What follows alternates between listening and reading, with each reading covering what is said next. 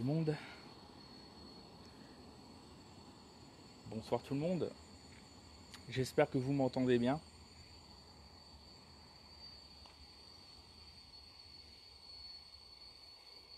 J'attends que Pascal arrive.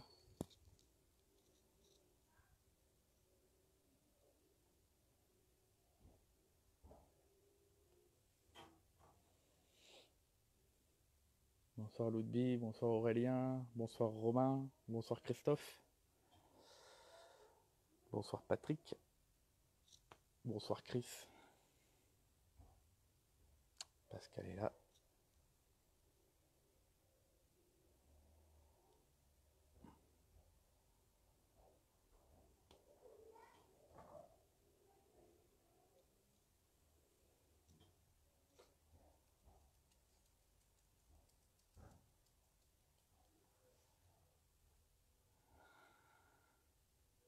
Pour l'instant, Pascal, je peux pas t'ajouter au live.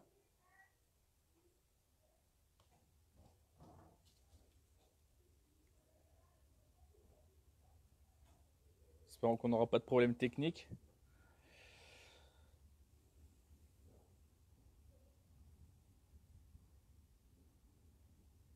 Pour l'instant, je peux pas t'ajouter, Pascal.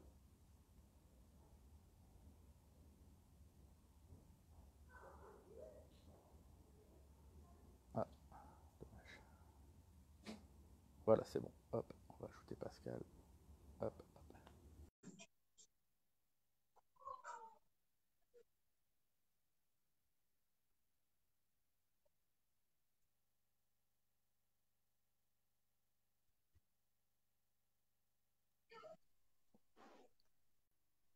Parfait. Bonjour à toutes et à tous. Bonsoir Pascal. Comment ça va? Pas Bonsoir à plus mal, tous. ça va. Bah, écoutez Ça bien, va.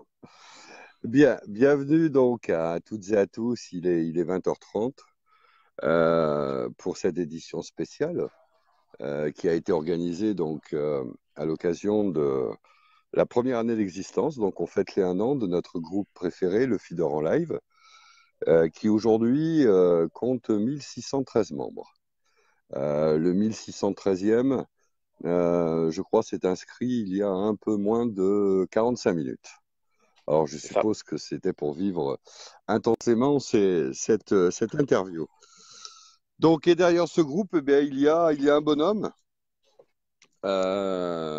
celui qu'on appelle le père créateur, euh, un bonhomme qu'on est heureux d'accueillir aujourd'hui euh, et qui a mis à l'honneur beaucoup de passionnés de la pêche dans plein de domaines. Et donc, moi, je suis heureux qu'on m'ait sollicité pour, à ton tour, te mettre effectivement à l'occasion de cet anniversaire. Donc, pour commencer, je voulais te souhaiter, Benjamin, un très joyeux anniversaire. Merci. Moi, j'aurai 2 anniversaires dans l'année, c'est très bien. Je te remercie. Je remercie tout le monde d'ailleurs Bah qui ont voilà. souhaité un bon anniversaire au groupe tout au long de la journée. Ça me fait très plaisir. Bon. Donc, cette interview, écoute, je vais la réaliser en 4 points. Le premier point, ce qui nous paraît intéressant, c'est de mieux te connaître. Toi, derrière le bénévole, qui effectivement, pratiquement toutes les heures, nous fait vivre en live l'épopée Feeder, donc notre passion. Donc, qui es-tu? La deuxième phase de cette interview, ce sera effectivement que tu nous dises comment t'es venue cette idée d'essayer de imaginer un concept non pas basé sur une page classique dans lequel tous les passionnés pourraient poster, mais privilégier le live, privilégier le direct, privilégier les interviews et euh, avoir à tes côtés des passionnés qui, autour des marques, autour des clubs, autour de l'équipe nationale, autour de leur métier, se sont relayés durant toute cette année pour faire partager leurs projets, leurs problématiques, ce qui permet au plus grand nombre d'y voir un peu plus clair, me semble-t-il, dans le monde de notre passion dans lequel on évolue. Le troisième phase de l'entretien, ça va être de dire, eh bien, il y a une année d'existence, donc quelle est ta photographie? C'est quoi la photographie du groupe? Quels sont tes plus beaux souvenirs? Quels sont tes plus mauvais? Et on ne mettra pas de parler effectivement de divergences d'appréciation que certains ont pu avoir avec d'autres groupes du net euh, et qui ont engendré effectivement des problèmes humains qui, dans un monde de bénévoles, effectivement, sont toujours peinants pour les personnes qui se trouvent derrière effectivement ces bénévoles. On parlera bien évidemment des projets. Et puis enfin, on terminera l'entretien par un florilège de questions qui t'ont été posées par les membres dans ces dernières semaines en vue de la préparation de cette interview. Donc des questions plus ou moins sérieuses que je me permettrai de relayer en fin d'interview. Donc on va, si tu veux bien, débuter. Il y a un an, donc, nous sommes plusieurs sur la toile à être dans le monde de la pêche depuis plein de décennies. Et on a vu apparaître un personnage qui sortait d'un peu de nulle part et qui effectivement a provoqué le buzz sur la toile. Donc en fait, la première question, mais qui es-tu, Benjamin Lalo? Bah écoute, comme tu le dis, je m'appelle Benjamin. Moi, je suis un nordiste. Voilà. Moi, je suis originaire du Nord. J'ai toujours vécu dans le Nord. Euh, je suis né sur Avennes, du côté d'Avennes, dans l'Avesnois, pays du Maroilles. Euh, et, euh, et donc, j'ai 34 ans. Voilà. Alors, au niveau de la pêche, c'est paradoxalement, ça fait que depuis 3 ans que j'ai repris la pêche. J'ai beaucoup pêché durant mon adolescence, mon enfance, parce que mes parents avaient, enfin, mon père a toujours la même maison euh, sur un petit village du Nord. Et, le canal se trouve à 200 mètres du lieu de résidence de mon père. Donc, à l'époque où moi j'avais entre 12 et 16 ans, on y allait tous les soirs. On était une bande de copains, on prenait la canne à coups et puis on allait pêcher les gardons. Alors, à cette époque-là, il n'y avait pas Internet, tout ça, donc on faisait avec les moyens du bord, il n'y avait pas toutes les techniques qu'il y a actuellement, c'est-à-dire avec YouTube pour les tutos, tout ça. Donc on y allait avec des lignes à truite. Hein. Le plaisir n'était pas dans le fait de prendre du poisson, en fait. Le plaisir était dans le fait d'être avec les copains, de passer le soir, de faire des petites nocturnes, rentrer chez soi à 23 heures. On passait tous nos étés là-bas, quoi. Donc c'était marrant. Nos parents avaient totale confiance en nous. Je sais que maintenant, à l'heure d'aujourd'hui, ça serait plus compliqué de laisser une bande de gamins de 12 ans au bord d'un canal à 23 heures, quoi. On a eu cette possibilité-là à mon époque de pouvoir pêcher en toute sécurité durant tous ces étés-là.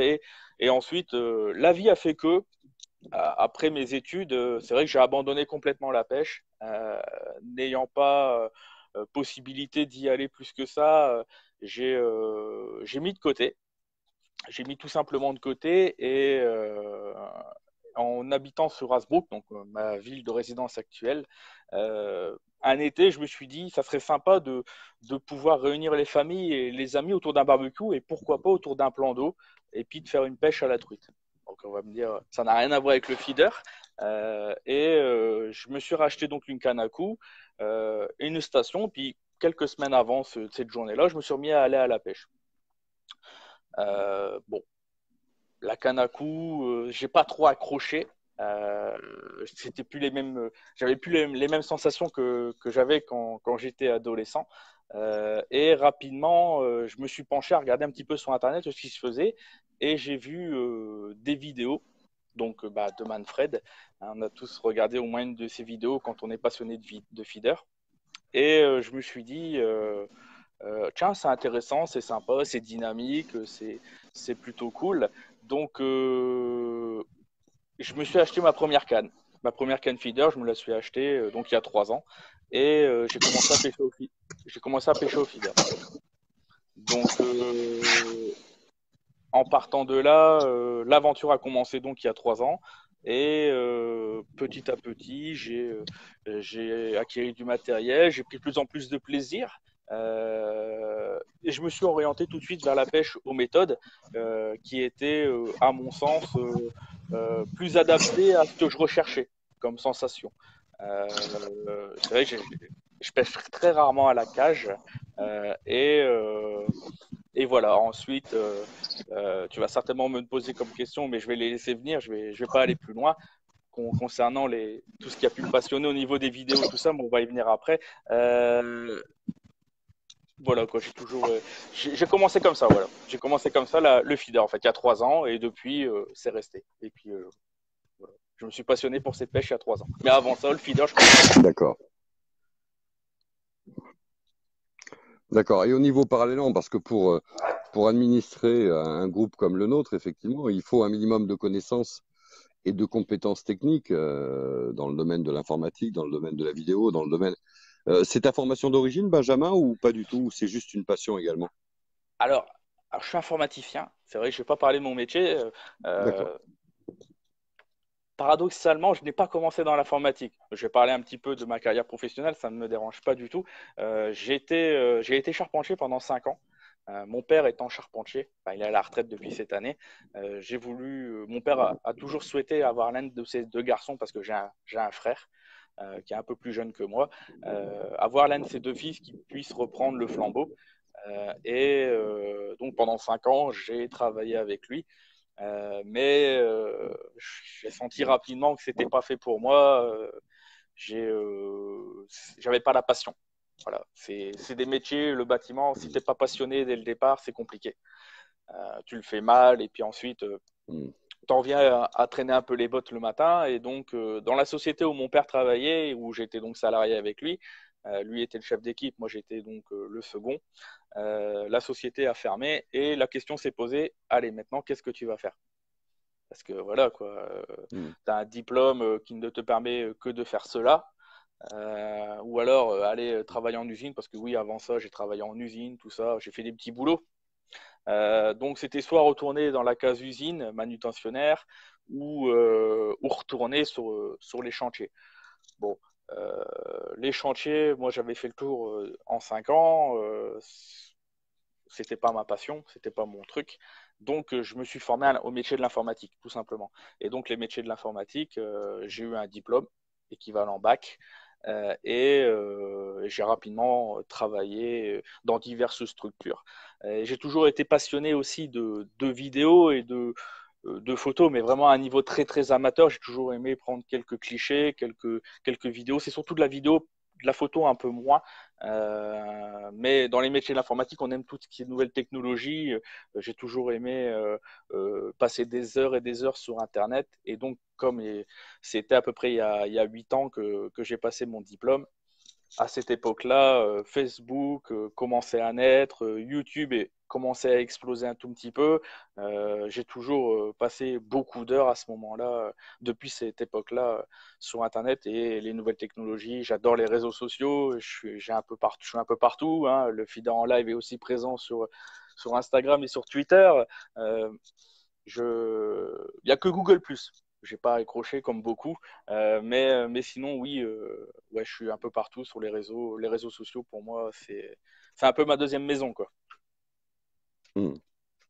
D'accord. Donc, en fait, ce mélange de découverte et puis d'intérêt pour le feeder et puis de passion pour le partage via les réseaux sociaux ont fait qu'un jour, tu t'es retrouvé donc sur la toile. Et comment ça s'est passé? Tu t'es dit quoi? Tu t'es Ben, dit en- ça me convient pas, ce qu'il y a actuellement, c'est pas cool, Pas c'est du pas tout, suffisamment dynamique, comment c'est passé? pas du tout. L'idée de départ était de rendre ce qu'on m'avait donné. L'idée de départ au tout début, je me souviens à mes tout débuts, l'idée de départ était cela. J'ai vu des vidéos donc de Nicolas Gavol, de Manfred, de Jérôme Ravelet, de Lionel Schaeffer, alias Golfi d'Expérience, tout ça, et je me suis dit, ces mecs-là, ils donnent énormément de leur temps. Ils donnent énormément de leur temps, ils font des belles vidéos, bien structurées, tout ça. Et je me suis dit, bon, je vais pas faire ce qu'ils font eux parce que ça serait du réchauffé. Mais j'ai envie de rendre un petit peu ce qu'on m'a donné. Ça a toujours été ça le concept en fait. C'est il faut rendre ce qu'on te donne. Et pour moi, l'idée de départ était de faire des lives. La technique à l'époque ne me le permettait pas de faire le concept qu'on a aujourd'hui, parce qu'il faut savoir que les lives, le feed en live a 1 an, mais moi mes lives, je les fais depuis à peu près 1 an et 4-5 mois, parce que j'ai commencé en avril 2017 mes premiers lives, et le feeder en live, lui, est né en juillet. Mais ça, après, je vais expliquer d'où est né le groupe et pourquoi. Et donc, à cette époque-là, Facebook proposait déjà les lives. On pouvait déjà faire des lives, mais tout seul. Moi, dans mon esprit, je me mettais donc en scène tout seul parce que je ne pouvais pas me mettre en scène avec quelqu'un.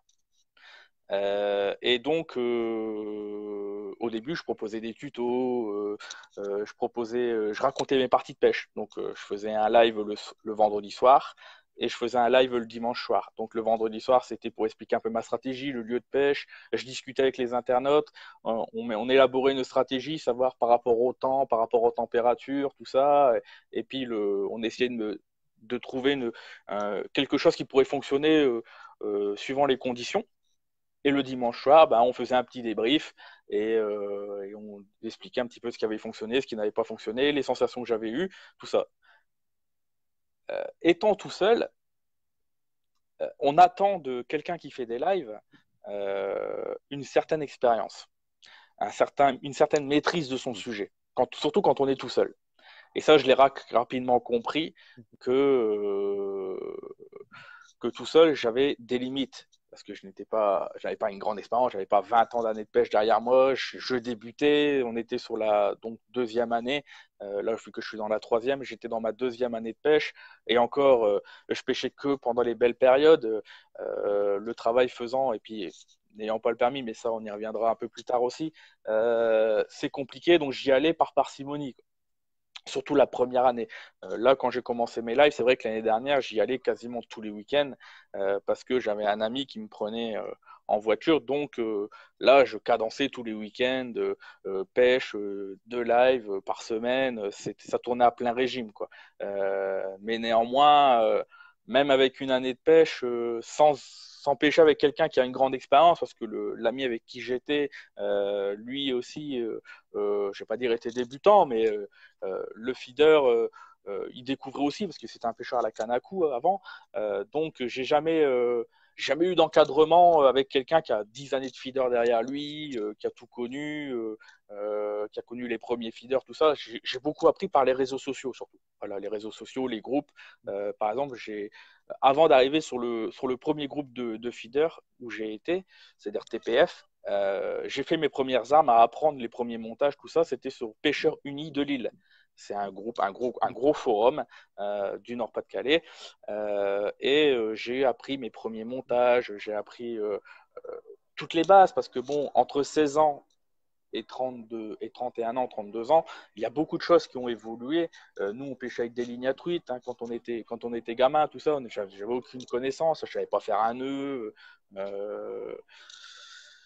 La mécanique de la mort, tout ça était étrangère à moi, les èches, tout ça. J'ai appris tout ça via les réseaux sociaux, quoi. Et donc, l'idée est venue de faire des lives parce que dans mon esprit, et je l'ai toujours cet esprit de partage, c'est qu'il faut rendre ce qu'on t'a donné.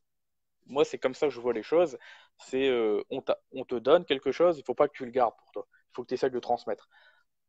Alors, bien entendu, je n'ai pas la prétention d'avoir les connaissances, tout ça, mais le peu que j'avais, j'essayais de transmettre et j'essayais aussi via les lives, en fait, on est tous débutants, c'était surtout ça le concept au tout début, on est tous débutants et aidez-moi à progresser et progressons ensemble. Voilà, c'était ça en fait l'idée de départ il y a plus d'un an, il y a plus d'un an. Voilà, bien sûr, le concept a évolué, hein, bien entendu, mais l'idée de départ D'accord, était ça. Voilà. d'accord. Et ensuite, donc, on passe sur les épisodes précédents et ensuite est né, Le feed en euh, live. en quelles circonstances, le feed en live? En quelles Alors, circonstances le groupe a été créé? alors le feeder en live, en Euh, fait, Raconte-nous un peu tout ça. il est créé en partant du principe que ça n'intéressait pas tout le monde ce que je faisais sur le groupe TPF, le groupe Tout pour le Feeder. Ça n'intéressait pas tout le monde parce que certains disaient que c'était inutile, parce que bon, bah, un néophyte, un débutant qui vient, qui se filme, qui raconte des montages, ses montages, tout ça, qui galère, que quelquefois il fait des capots, tout ça. Si c'est pas dans l'ADN propre du groupe, les lives, ce genre d'interactivité et de concept, c'est compliqué. J'ai été naïf de croire que ça pouvait éventuellement prendre, mais ce n'a pas pris. Il y a euh, un noyau dur de membres de ce groupe qui étaient contre cette idée de concept. J'ai eu en fait ces parties d'un vendredi soir où il y a eu un parpaing qui a été mis sur le groupe en disant il y en a marre, le groupe, avant Benjamin Lalo, il tournait très très bien, maintenant il n'y en a que pour lui, il fait ses lives le vendredi, il fait ses lives le dimanche soir, en fait c'est plus TPF, c'est le groupe à Lalo. Donc, j'ai pris acte, parce que je prends toujours acte des choses qu'on me dit. Si on me dit, écoute, il y en a marre, faut que tu arrêtes. Et je tiens encore une fois à dire, ce n'est pas l'équipe dirigeante de TPF qui à l'époque m'a dit de stopper, parce qu'ils m'ont toujours dit, on t'autorise à faire tes lives, mais il faut que tu prennes acte et conscience que si un jour des membres viennent à se plaindre du fait que tu fais trop de lives chez nous, il faudra prendre une décision. Donc, moi, il y avait un accord verbal avec eux. Moi, j'ai dit d'accord, pas de souci. Donc, tant qu'il n'y avait pas de plainte à mon sujet, je continuais mes lives. Il y a eu une plainte qui a été faite, enfin une plainte à Parpin, et donc il y a eu une décision qui a été prise, qui a dû être prise, qui a dû être prise. Et donc, moi, dans mon esprit, je voulais pas faire de groupe. Quand j'ai commencé les lives, j'ai toujours dit, j'ai pas envie de faire de groupe, ça demande trop de travail. Je me consacrais déjà à faire des lives le vendredi soir, le dimanche soir.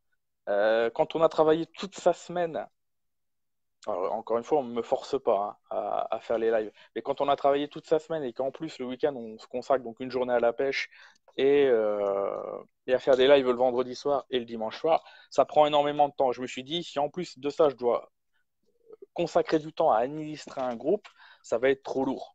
Donc j'y allais à reculons en fait quand j'ai créé le feed en live, parce que je me suis dit, euh, ça va être trop prenant.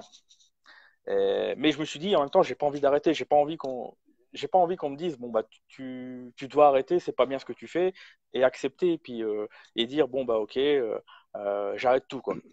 Euh, Moi je marche pas comme ça quoi. Moi quand j'ai une idée en tête, je l'ai pas ailleurs quoi. Et donc je me suis dit bon, D'accord. ils ont dit non, on va créer le feed en live quoi. Et ça s'est fait comme ça. J'ai reçu le message un soir de semaine et le lendemain midi, le feed en live était né et la première vidéo était déjà en ligne pour expliquer. D'ailleurs, elle est toujours sur le groupe pour expliquer pourquoi le groupe a été créé quoi. Voilà. Et donc ça, c'était il y a un an pile. Et depuis, le groupe tourne. Ah. Mais après, je vais t'expliquer d'où sont venus les concepts. D'accord. Voilà. Donc oui, partant d'un groupe et de live pour néophytes, en fait, on s'aperçoit un an après que tu as reçu les plus grands champions français, pratiquement, que tu, euh, tu as exploré pratiquement tous les horizons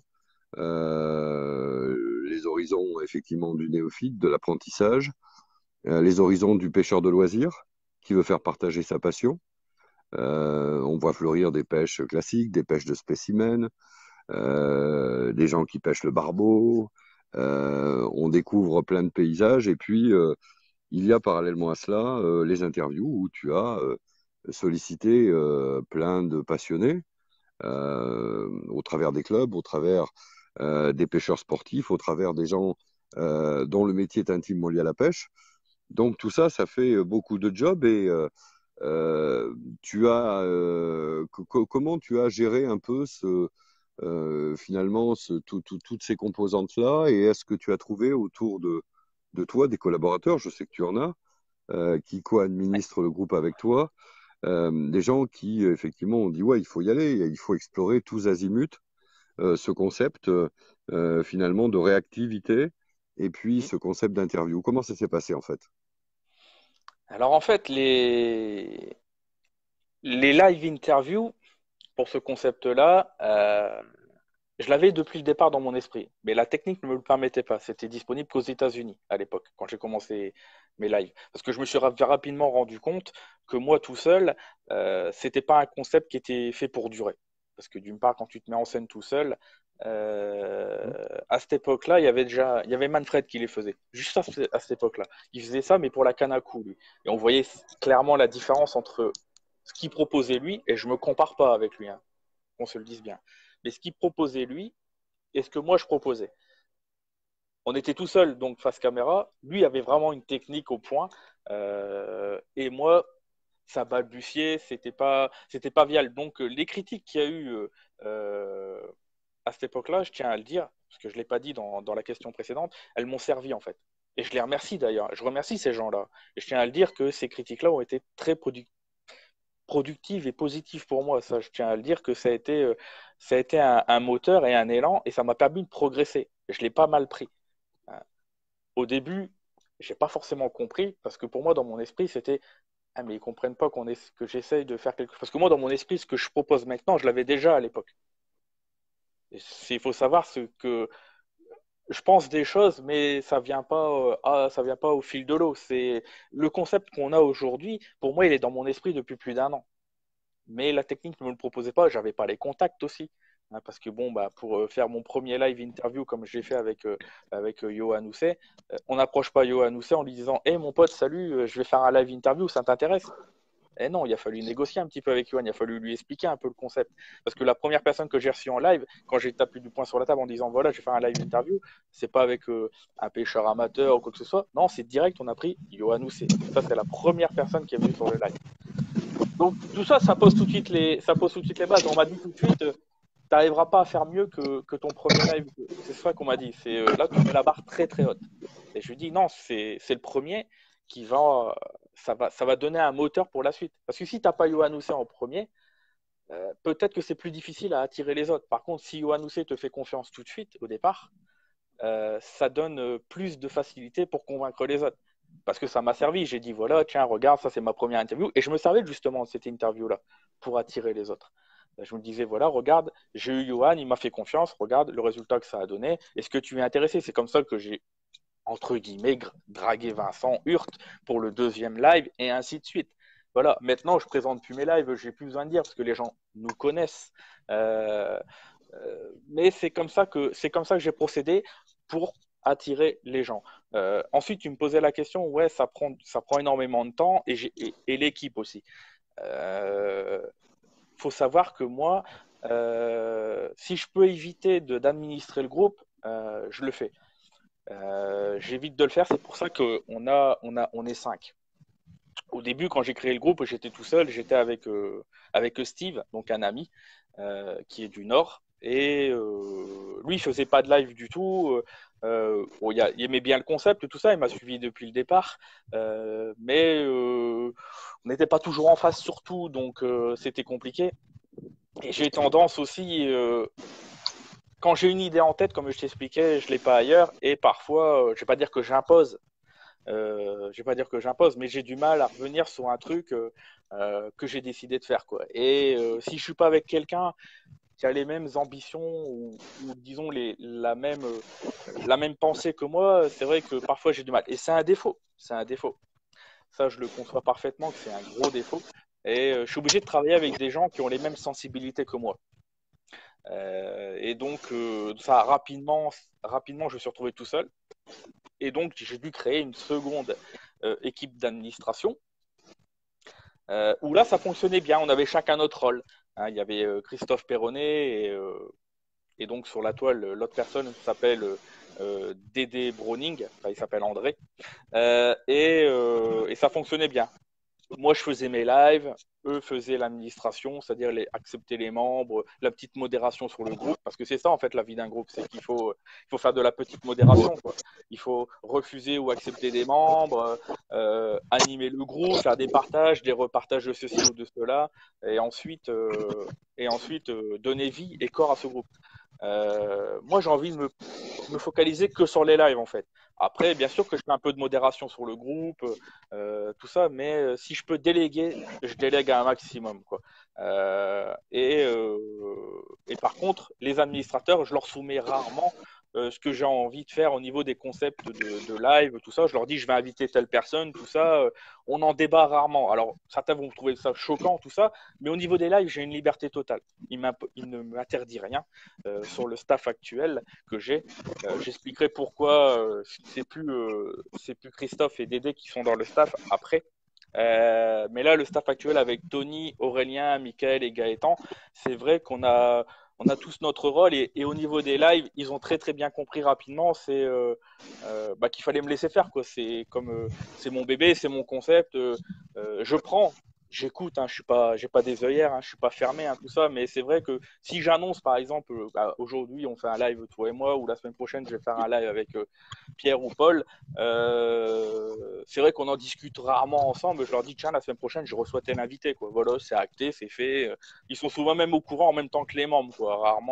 Rarement à l'avance, quoi. Alors encore une fois, ça risque de choquer, quoi, mais c'est parce que je sais que j'aurai pas un nom ferme de leur côté, quoi. Ils vont pas me dire ah bah non, tu devrais pas inviter lui. Après, il arrive que j'invite des personnes, mais bon, ça fait pas l'unanimité, c'est normal parce que bon, on peut pas aimer tout le monde, mais mais voilà, quoi. Ça c'est affaire de tout. Il y a même des personnes que j'ai reçues, mais ça on en parlera tout à l'heure. J'aurais pas forcément, je me serais pas forcément penché vers elles dès le départ, mais l'actualité faisait que tu es obligé de les inviter, quoi, parce que c'est ça aussi. C'est ça aussi qu'il faut voir, c'est que en fonction de l'actualité que tu as du moment, tu reçois des gens. Tu ne reçois pas forcément des gens avec qui tu es en symbiose totale tout le temps. Ça aussi. Mais tu es obligé de parler d'eux. Enfin, quant à notre concept, tu peux pas inviter que tes copains. Parce que sinon, après, ça se voit. Tu es obligé d'inviter des gens aussi qui font le buzz, l'actualité du moment, une marque qui est en train de naître, qui est française, donc tu vas l'inviter.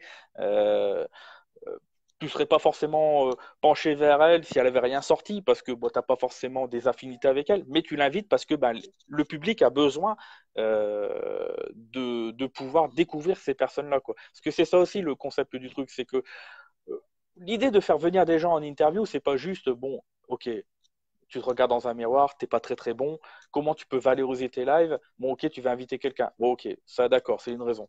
Mais la raison aussi, c'est de donner accès à des personnes qui, à la base, n'avaient pas forcément de médiatisation. Et Johan Housset, je veux dire, hormis regarder quelques vidéos sur YouTube ou regarder les vidéos d'Infopêche quand ils font les championnats du monde feeder, ou sur les pages de ses partenaires, tu parles pas avec Johan Housset pendant 1 heure et demie en live habituellement. Je lui dis pareil avec Vincent Hurte, pareil avec Francky Butavant, pareil avec Jérémy Boissière et tant d'autres. Et par exemple Jérôme Ravelet, tous ces personnes-là qu'on a reçues en live, on leur donne pas assez la parole, je trouve. Et donc c'est pour ça aussi que les concepts des interviews a vu le jour, parce que pour moi il manquait quelque chose.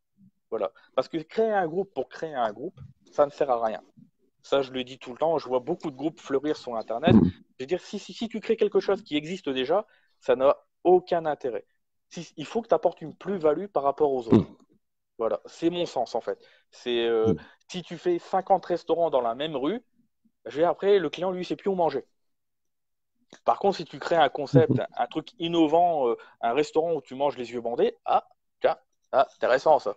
Il n'y a que lui qui fait ça. On va aller voir, on va aller découvrir. C'est un beau concept. Et c'est là aussi qu'est né le feeder en live. Je suis passionné de vidéo. J'aimais bien. Je ne vais pas dire que j'aime bien la lumière, hein, loin de là. Hein, je suis un timide, je suis un sensible, timide. Je n'aime pas trop être exposé. D'ailleurs, là ce soir, je parle beaucoup parce que justement, c'est pour évacuer le stress, mais c'est pour aussi expliquer. J'ai pas juste parlé par nous. Hein. Mais voilà, j'ai toujours aimé le partage. De toute façon, je suis un grand gentil dans l'âme. Si je peux donner, je donne. Et j'essaye de donner tout ce que j'ai reçu à travers les vidéos. Et j'essaye de mettre à disposition des membres du groupe et de la communauté accès à des personnes qui ont vraiment des choses à dire parce qu'ils ont du vécu. Ça fait 20 ans qu'ils sont dans la pêche. Ils font des concours tous les week-ends. Donc, les mecs, c'est des briscards, quoi. Ils connaissent tous les petites astuces, tous les petits trucs qui font que tu peux faire la différence sur un plan d'eau, sur une rivière difficile. C'est ça aussi. C'est pour ça que je les invite, en fait. C'est pour qu'ils nous partagent leurs connaissances et leur savoir. Voilà d'où est né le concept en lui-même et que j'essaye de faire perdurer, quoi. D'accord. Donc, il y a un an, quand tu as lancé le truc, donc il y avait que quelques personnes. Aujourd'hui, on est 1613. Euh, et il y a eu plein de choses qui sont passées un an. Alors, bon, on parlera tout à l'heure de tes meilleurs moments et de tes plus douloureux. Euh, et il y a eu effectivement, tu en parlais tout à l'heure, un épisode douloureux, effectivement, avec le groupe TPF, entre autres. Euh, Est-ce que tu peux, sans polémique, hein, l'idée n'est pas là, Oui, bien sûr. est-ce que tu peux, humainement parlant, d'un côté ou de l'autre, effectivement, nous ne sommes que des bénévoles, c'est pas notre job, on n'est pas payé pour ça. Mhm. Donc, lorsqu'il y a des divergences d'approche ou d'appréciation, et que effectivement, bah, l'aspect humain en prend un coup, il y a toujours de la peine. Et tu parlais tout à l'heure des départs de Christophe et d'Aidé, etc. Donc, est-ce que tu peux nous parler de cet épisode-là? Qu'est-ce qui s'est passé? Qu'est-ce que ça t'a fait? Parce que c'est un moment qui reste quand même dans les mémoires. Moi, je sais qu'en préparant cette interview, j'ai plein de gens qui, sur ma messagerie personnelle, m'ont dit un petit mot en me disant, nous, on est sur les deux groupes, nous, on est des pêcheurs, on trouve notre bonheur sur les deux groupes, euh, et on n'a pas tout compris, quoi, et on est un peu peiné de ce qui s'est passé, quoi. Donc, tu peux rapidement nous en parler sans entrer trop dans les détails, Ouais, bien sûr. mais juste nous en parler parce que, bon, voilà, ensuite, il y a l'évolution de chacun, il y a les personnalités de chacun, et puis la vie continue, ça, c'est pas, il n'y a pas, il y a pas de sujet, quoi. Ouais, bien Mais sûr. tu peux nous parler de cet épisode douloureux? Bien sûr. Euh, Alors, sans rentrer dans les détails, mais en expliquant un petit peu pour comprendre un petit peu, c'est que moi, j'ai toujours voulu. Moi, dans mon esprit, les groupes Facebook, en fait, ils peuvent vivre ensemble. Dans mon esprit, moi, si on peut essayer de faire des choses avec les groupes et se tenir main dans la main, parce que pour moi, dans mon esprit, c'est ensemble, on est plus fort que tout seul. Ça a toujours été mon idée. Et je me suis dit, il y a TPF, c'est un gros groupe, c'est le plus grand groupe français feeder, ils sont bientôt 10 000. Bon, ils acceptent beaucoup moins de personnes qu'avant, et on reste plafonné à 9 000 aidés depuis plusieurs semaines. Choix de l'administration peut-être. Et moi, je me suis dit, nous, on fait des lives, eux, c'est un gros groupe français, on pourrait collaborer. Et donc, j'ai contacté, on peut le nommer Fred Guilherme, à une époque, pour collaborer main dans la main. Donc au début, la collaboration marchait plutôt bien.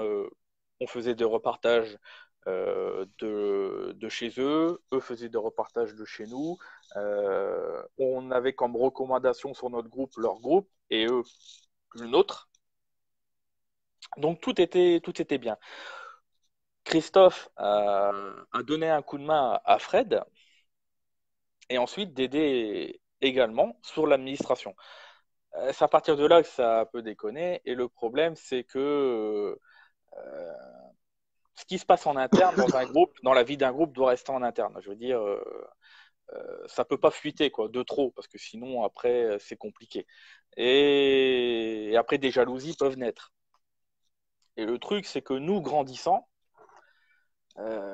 quand tu es, entre guillemets, taulier et leader sur le marché. Alors bien sûr, ça reste que de la pêche et que du groupe et c'est que du bénévolat, hein. Mais certains y accordent énormément d'importance. Et quand tu vois un petit arriver et que tu vois une effervescence dessus, alors que chez toi, peut-être il manque un petit dynamisme, ça crée parfois des jalousies. Et on en vient à faire des bêtises. Voilà, je vais dire que c'est une bêtise. On en vient à faire des bêtises et la jalousie fait qu'il y a des moments, ça te fait dire des choses. Voilà, je vais dire ça comme ça. Ça te fait dire des choses et le truc, c'est que j'ai été averti. Le problème, c'est que moi, je suis un affect. Moi, je marche à l'affect, j'ai un grand cœur, euh, je suis insensible. Euh, je peux pleurer devant une série télé, j'ai pas peur de le dire, devant un film. Et moi, j'avais beaucoup et profondément de l'amitié pour les deux personnes, donc Christophe et Dédé. Et j'ai vécu ça un petit peu. Alors, c'est théâtral, hein, mais moi, l'amitié, c'est de la loyauté. Alors, c'était peut-être des vieilles valeurs, hein, peut-être, hein, mais pour moi, l'amitié, ça a un sens. Euh, et la loyauté, pour moi aussi, ça en a. Et j'ai vécu ça un petit peu comme une trahison. Alors, on emploie des grands mots, hein, tout de suite, oh, trahison, garçon, tu les as jamais vus, c'est juste du virtuel, hein. C'est sûr que Dédé et Christophe, je les avais jamais vus en vrai, mais on avait partagé des choses fortes, quoi.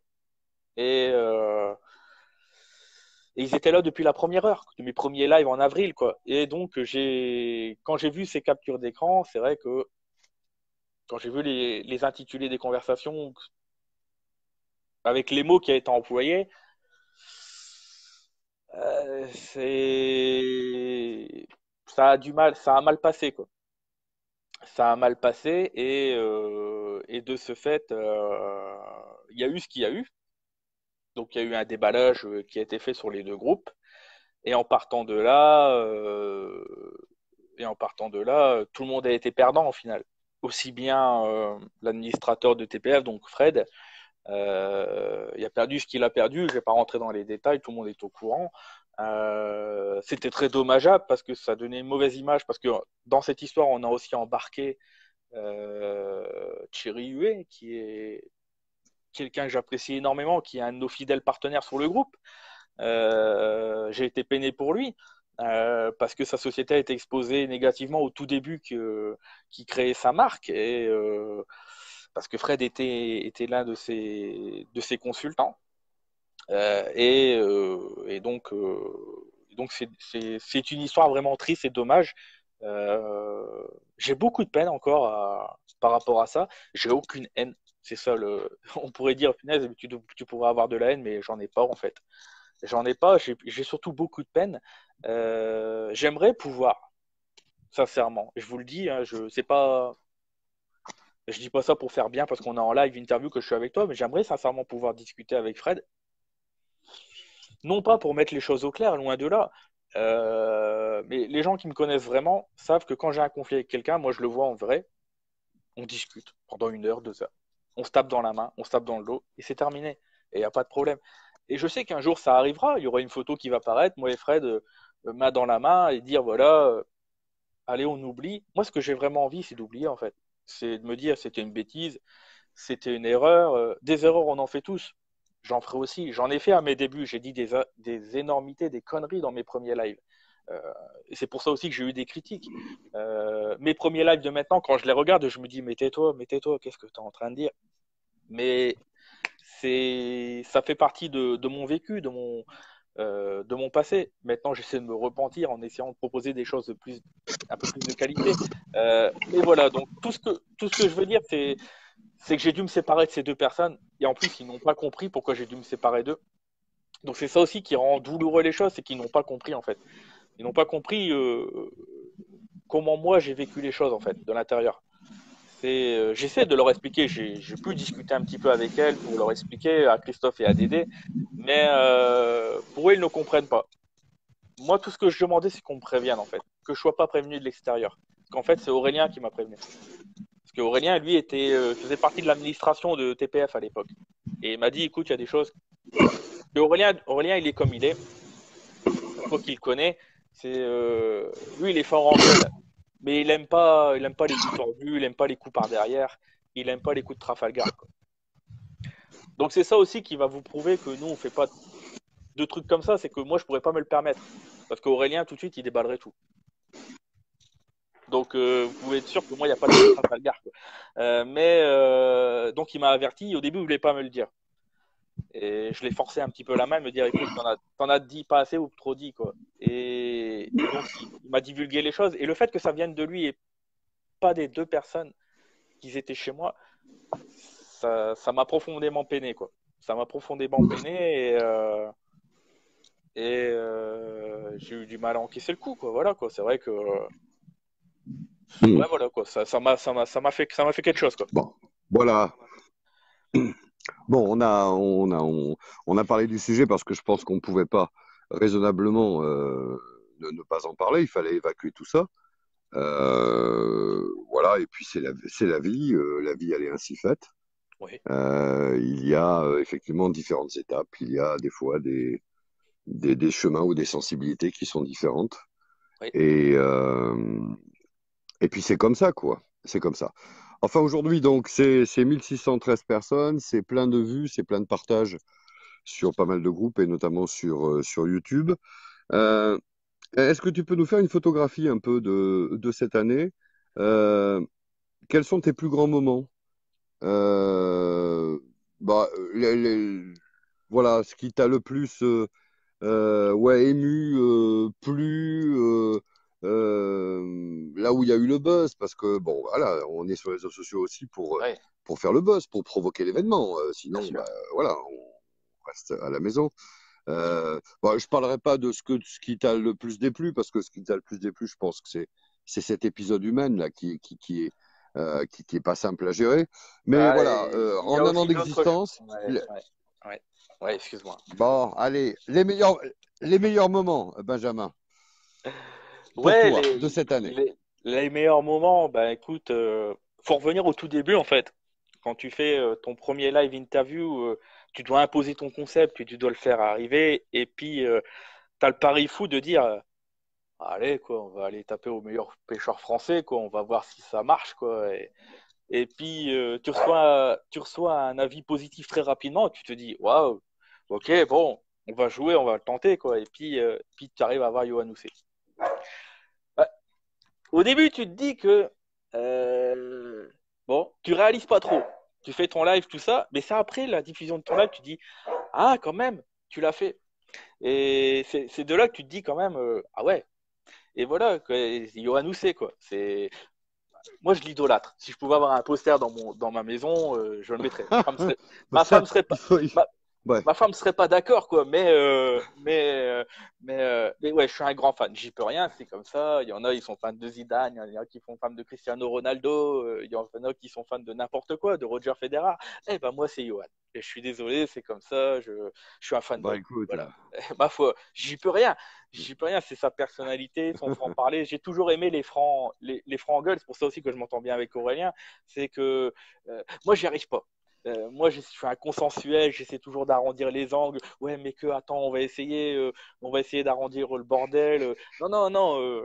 Eux, ils y vont franchement, ils mettent les pieds dans le plat et puis s'ils ont envie de te dire que t'es un con, et ils vont pas te gêner, ils vont te dire que t'es un con. Alors que moi, je vais être là, je vais faire, oh là là. Mais voilà, c'est ça que j'admire chez eux, c'est parce que moi, je n'y arriverais pas. Bon, après, bien sûr, c'est le palmarès, tout ça. Après, la photographie, ben, il y a aussi, je suis un grand fan de Jérôme Ravelet.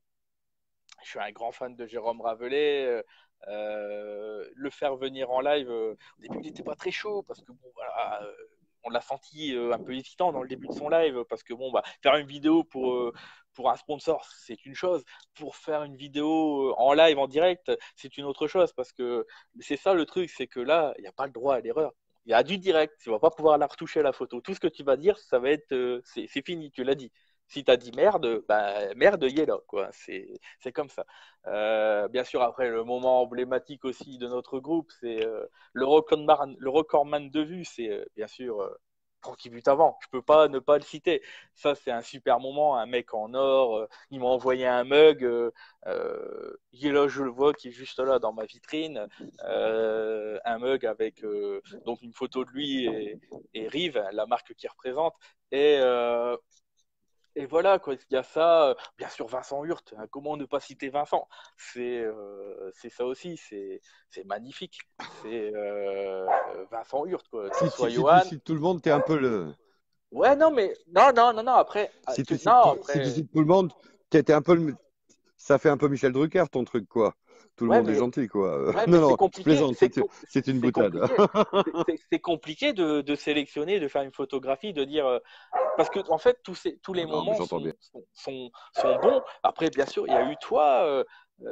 J'ai pas de je sais pas, d'invités où ça s'est mal passé, au final on se quitte et on est mauvais amis ou on n'est pas amis du tout. Non, non, non, non, c'est bien sûr il y a des lives où tu gardes un peu moins, il y a un peu moins de feeling. Un super live aussi. Alors par contre, il a duré très très très très très longtemps parce que l'invité parle énormément, c'est Jean-Noël. Le live, il a duré 2h30. 2h30, on commençait Mm. à 21h, on a Je me arrêté le souviens, live. ouais. Il a arrêté, il était plus de 23h30, j'étais Mm. fatigué, j'avais fait une semaine de boulot, j'étais naze, ça aussi, c'est un moment, c'est collector, quoi. Tu fais un live de 2h30 un vendredi soir, tu te dis, allez, vas-y, on y va, on lance, et puis les 2h30, tu vois l'heure, la première heure, elle passe, t'es même pas à la moitié de ton programme, tu fais, oh là là là là, à 2h, tu te dis, ah, on y arrive au bout, mais après, non, on relance sur un truc, ça arrive à 2h30, ça, c'est mythique, quoi.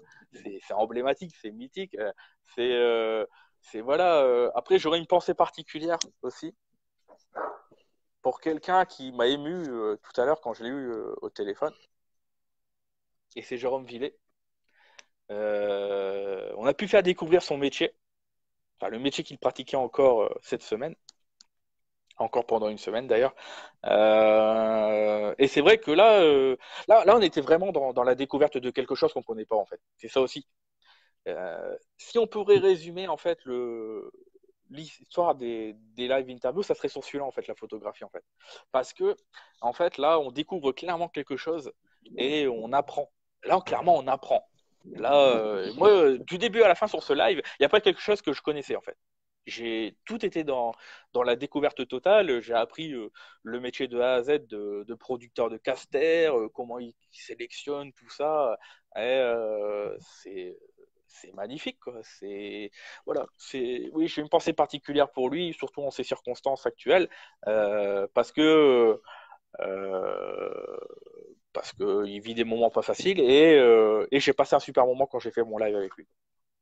Et après, bien entendu, si je devais terminer la photographie, l'apothéose, bien entendu, je te la dois à toi, Pascal, de nous avoir, oh, si, quand même un petit peu, de nous avoir permis d'atteindre le rêve que je m'étais fixé fou au tout début.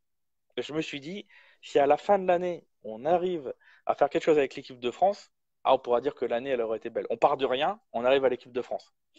C'est un peu comme la Coupe du Monde de foot, en fait. Tu pars d'un match pourri contre l'Australie, tu finis champion du monde, quoi. Et je me dis, allez, on va tenter le pari fou. Et toute l'année, on y a cru, on y a cru. C'est pas l'aboutissement final. On est passé par un trou de souris, on a dû se faufiler, mais on y est arrivé. Voilà. Au départ, c'était pas l'idée pile poil de ce que je voulais, mais au final, le résultat, il est bien, il est pas mal. Donc,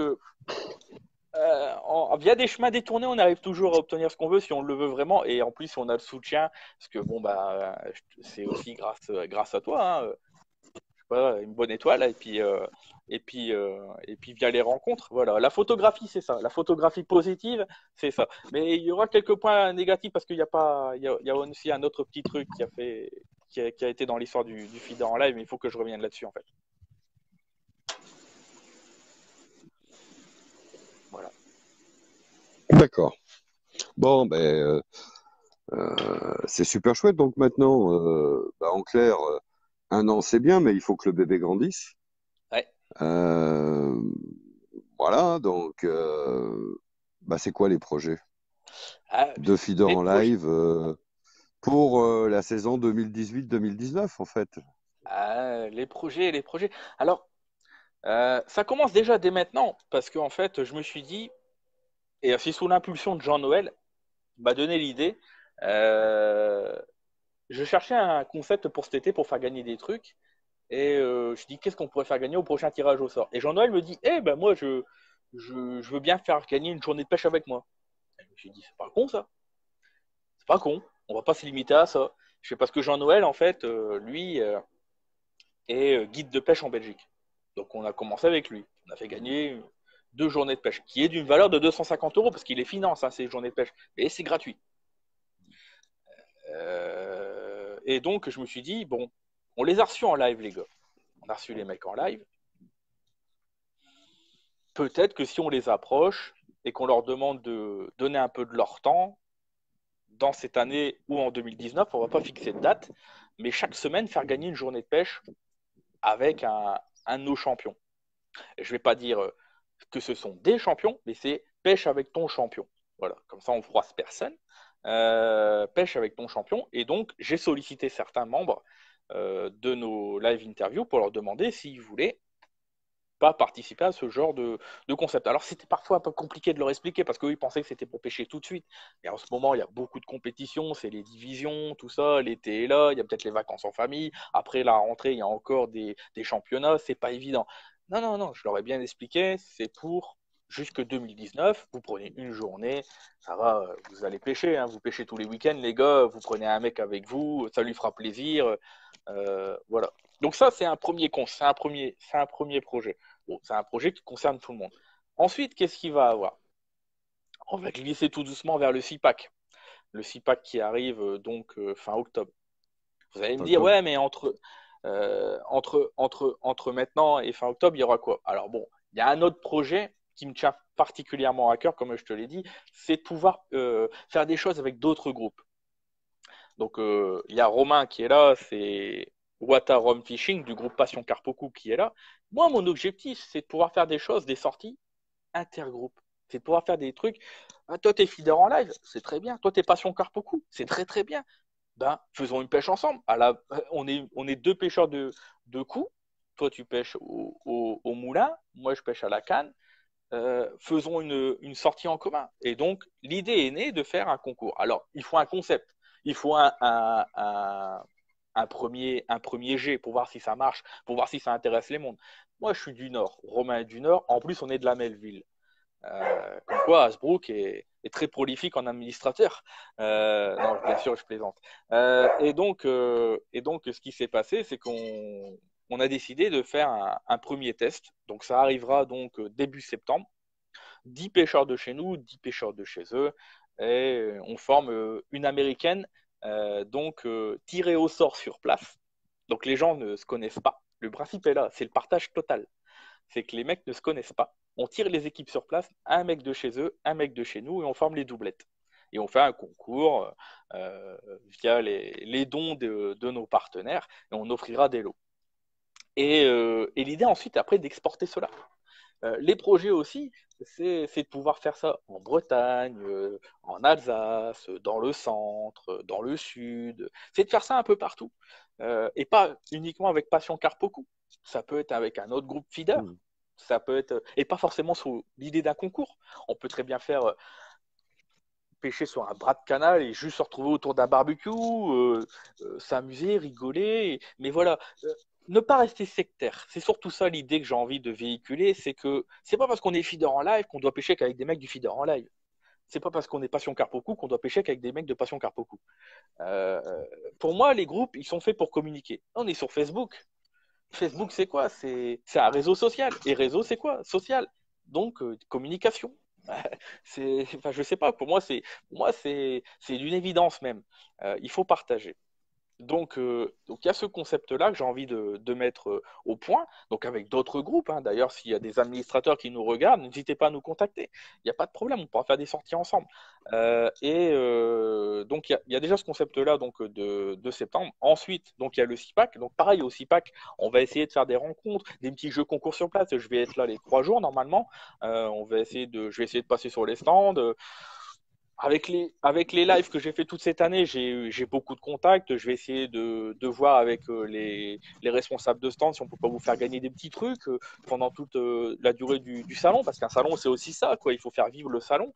On va essayer de faire des petits jeux concours également. Je vais essayer de, il y a plein de petits concepts, hein. J'ai plein de trucs, je vais pas tout dévoiler aussi au niveau du site, mais il y aura des trucs sympas. Donc une rencontre intergroupe là-bas, si d'autres administrateurs pareil. Ensuite, peut-être recruter des consultants, peut-être pour 2019, un consultant qui soit vraiment plus orienté compétition, parce que c'est vrai que moi j'ai un manque cruel de connaissances au niveau de la compétition. Je voudrais connaître quelqu'un qui s'intéresse vraiment aux résultats qu'il peut y avoir chaque week-end et puis nous faire un petit live, peut-être pas tous les week-ends, mais tous les 15 jours pour éviter de sursaturer le groupe, parce que tout le monde ne s'intéresse pas à la compétition, parce que c'est pas encore dans les mœurs de communiquer suffisamment autour de cela. Ensuite, au niveau des autres projets, au très long terme, alors, le très long terme, après, c'est dans 2 ans. Alors, ça peut paraître loin et pas loin, mais dans 2 ans, il y a le championnat, si je me trompe pas, il y a le championnat du monde feeder qui va se dérouler en France dans 2 ans. En Euh, 2020, oui. et moi, j'ai envie d'y être. J'ai envie d'y être. Je vais pas lâcher l'affaire. J'ai toujours, dans le coin de ma tête, j'ai toujours l'idée de faire les yeux dans les bleus. Parce que là, on a fait du direct, c'est bien, c'est les yeux dans les bleus en direct. Alors c'est très très bien, c'est parfait. C'est bien pour un premier jet. Mais moi, dans mon esprit, j'ai vraiment envie de vivre les choses intensément avec eux, quoi. Et de faire vivre cela dans un documentaire qui, lui, ne sera peut-être pas en direct, il sera pas du tout en direct même. Il sera monté et ensuite publié. Pour vous faire vivre la compétition de l'intérieur. Et je pense qu'en 2020, ça pourrait être pas mal. Bien entendu, avant ça, il y aura des prises de contact avec eux. Il y a le France-Belgique, où normalement Thierry Théodin m'a dit vas-y Ben, tu peux venir. En plus, c'est à côté de chez moi, je suis du Nord-Pas-de-Calais, donc le France-Belgique, j'irai. Donc là, pareil, c'est normalement c'est cet été ou septembre. J'ai plus la date, il faut que je regarde en fait. Mais je dois y aller également. Donc là, je vais le couvrir, je vais faire des directs, je sais pas si je pourrais interviewer des mecs, tout ça. Je pense que Thierry jouera le jeu. On est déjà venu en live chez nous. D'ailleurs, je lui remercie. Ça fait aussi partie de la photographie, hein, le fait du t-shirt, c'est inespéré. Euh, Enfin voilà quoi, il y a plein de petits projets comme ça. Après, il y a d'autres projets où là, c'est les projets dits pas irréalistes, parce que rien n'est irréalisable, mais je veux dire là vraiment rêve. Le rêve, ça serait de faire un open, style les volcans. Alors, il faut trouver le lieu, il faut trouver les financements, il faut avoir la connaissance, il faut savoir gérer tout ça. Bien entendu, je dis pas moi je vais faire ça. Non, je n'ai pas dit moi. Du moins pas tout seul. Il faut que je m'arme, il faut que je m'entoure, il faut que je prenne des contacts, que je prenne des connaissances. Et j'ai pas dit que ça allait arriver là en 2019, en 2020. Il n'y a pas de date. Mon rêve, c'est ça. C'est de pouvoir créer sur un week-end un truc vraiment phénoménal, un truc incontournable. Que tu te dis, ouais, ouais, c'est une date où les mecs, quand ils arrivent, qu'ils ont le calendrier en début de saison, ils disent, bon, bah, les volcans au coche, ah, le master feeder machin en live, ou je sais pas comment ça s'appellera, hein, ça s'appellera peut-être même pas comme ça, pouf, on coche aussi. Un truc incontournable qui réunit vraiment amateurs et compétiteurs. Ça, j'ai vraiment envie de le faire. Sur 1, 2, 3 jours, j'en sais rien du tout. Mais c'est vraiment un truc que j'ai envie de faire. Et quand je l'avais exposé la première fois, on m'a dit, voilà, tu vois trop grand, Ben. Et l'équipe de France, on m'a dit la même chose. On m'a dit, oh là, tu vois trop grand, c'est inaccessible. Johan Housset, on m'a dit, ah Ben, tu vois trop grand, c'est trop grand pour toi, trop petit, tu n'y arriveras pas. Ah, bon, bah, Johan, on l'a fait. L'équipe de France, via toi, Pascal, on l'a fait. Bon. Je me dis, qui ne tente rien n'a rien. Je fais, on va voir nos limites, on verra bien. De toute façon, je veux dire, j'ai pas envie de me satisfaire dans mon petit confort. Moi, j'ai besoin de projets, j'ai besoin d'ambition. Euh, Pourquoi pas il y a ça aussi, j'avais balancé une fois l'idée de dire faire un salon. Bon, maintenant, il y a le CIPAC, donc étant du Nord, il y a le CIPAC. La France est déjà bien pourvue en salon, il y a le CIPAC, donc qui fait le coup. On a un salon de la carpe, il y a un salon dédié aussi au carnassier, tout ça. Je pense que là, on est bien niveau salon. Donc, niveau salon, je pense que j'avais cette idée-là dans mes projets rêveurs d'ici 10 ans. Qui sont peut-être un peu fous. Je pense que celui-là, il sera vraiment compliqué. Mais je pense que l'Open, il y a moyen. Je pense vraiment que l'Open, il y a de la place. Il y a de la place et surtout que on a déjà une masse de compétiteurs qui est là, donc on pourra crédibiliser aussi cela. Mais après, bien sûr, il faut trouver un lieu, un financement. Il y a plein de trucs à voir et je ne sais pas comment ça s'organise, tout ça, quoi. Mais c'est un rêve, voilà. Donc après, les projets à court terme, les projets ils vont en allant en fait en fonction de l'actualité. On a toujours fonctionné comme ça sur le feed en live. Il y a pas, je peux pas te dire en 2019 qu'il y aura ça sûr. C'est en fait, on laissait à peu près un mois avant, c'est en fonction de l'actu. Voilà. Là, je peux te sortir des projets jusqu'à septembre, jusqu'à octobre avec le CIPAC. Au-delà, c'est compliqué. Si, bien sûr, le projet, j'ai l'ambition d'offrir plus de 1000 euros de lot à Noël. Voilà. On a offert 400 euros de lot gratuitement, uniquement fournis par les magasins à Noël dernier. Donc, ça faisait que 6 mois que le feeder en live avait vu le jour. On a offert 600 euros de lot. On a offert un Deeper, donc 240 euros aussi offert le mois dernier. On a offert ce mois-ci 2 journées de pêche avec Jean-Noël, 250 euros de lot offert. C'est ça aussi, quoi. Euh, on essaye de donner un maximum aux mecs, de dire voilà, on se casse un peu la nénette pour vous.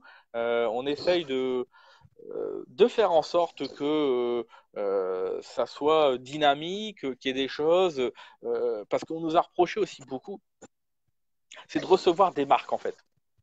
On a dit ouais, les marques, c'est bien, ils viennent, ils font de leur pub, c'est devenu un groupe commercial. Mais au final, le groupe commercial, vous gagnez quand même pas mal, quoi. À Noël, 400 euros. Dernier, là, ce Noël qui va arriver, on va essayer de faire pour les 1000 euros. On va essayer. Je dis pas qu'on va y arriver. On va essayer. On essaiera d'égaler ce qu'on a déjà fait. Au CIPAC, bah, l'air de rien, Nicolas Bérou, il va nous offrir 20 places. Ça aussi, c'est un projet, c'est des tirages au sort. Je fais, voilà, 20 places, quand on est le prix d'une place dans un salon, ça va tourner aux alentours de 5 euros par là. Je pense que c'est places. Je sais pas, je connais pas les prix. Donc 10 places, ça fait 50 euros. 10, 15, 20 places, ça peut-être 100 euros de place, quoi. Voilà. C'est ça aussi les projets, c'est que on est en constante recherche de choses qui peuvent être intéressantes. Voilà. Après, au-delà d'octobre, enfin au-delà du tirage au sort pour les cadeaux de Noël, c'est compliqué de se dire ce qui va arriver en 2019. J'ai essayé. Par contre, là, je vais essayer.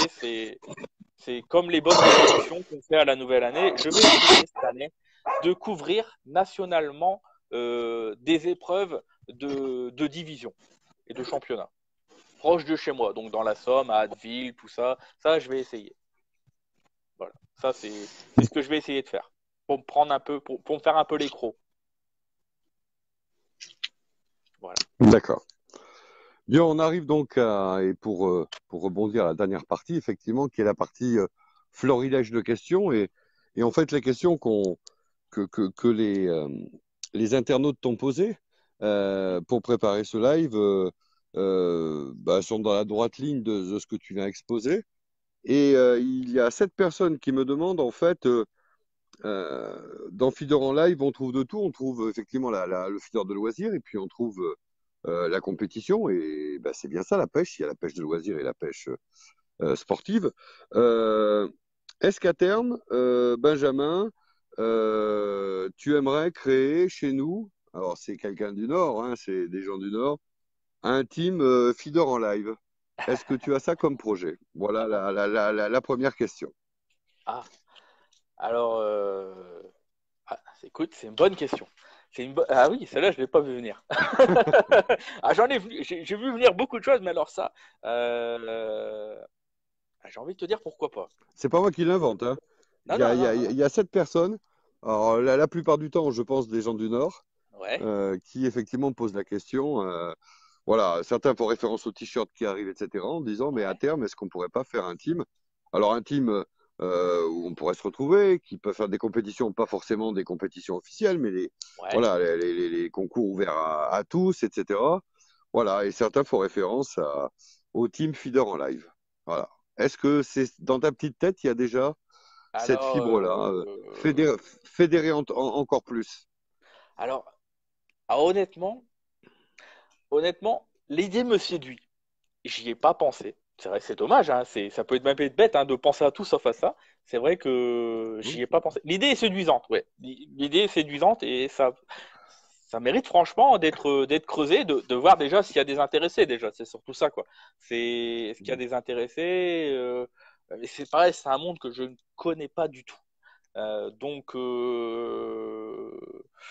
oui, oui, oui, oui, ça peut.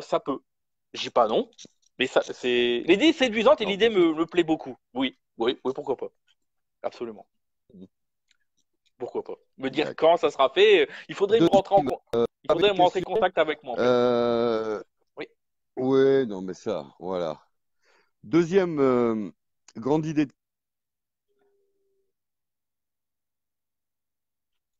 Ça, ça a coupé Pascal, je t'ai pas entendu. D'accord. Là, tu m'entends là? Oui, je t'entends parfaitement. Voilà. Deuxième thème qui est abordé dans les questions qu'on t'a posées, Hmm. et tu en faisais référence tout à l'heure, c'est euh, lorsque tu exposes des passionnés, des champions ou des consultants qui font la promotion de leur marque. Euh, alors ça, et beaucoup me disent, mais c'est normal parce que les marques, c'est la vie. Ouais. Et c'est sympa qu'on puisse découvrir un peu ce qui se fait à droite et à gauche, Hmm. même si chacun peut avoir sa marque de cœur, mais ça peu importe. Hmm.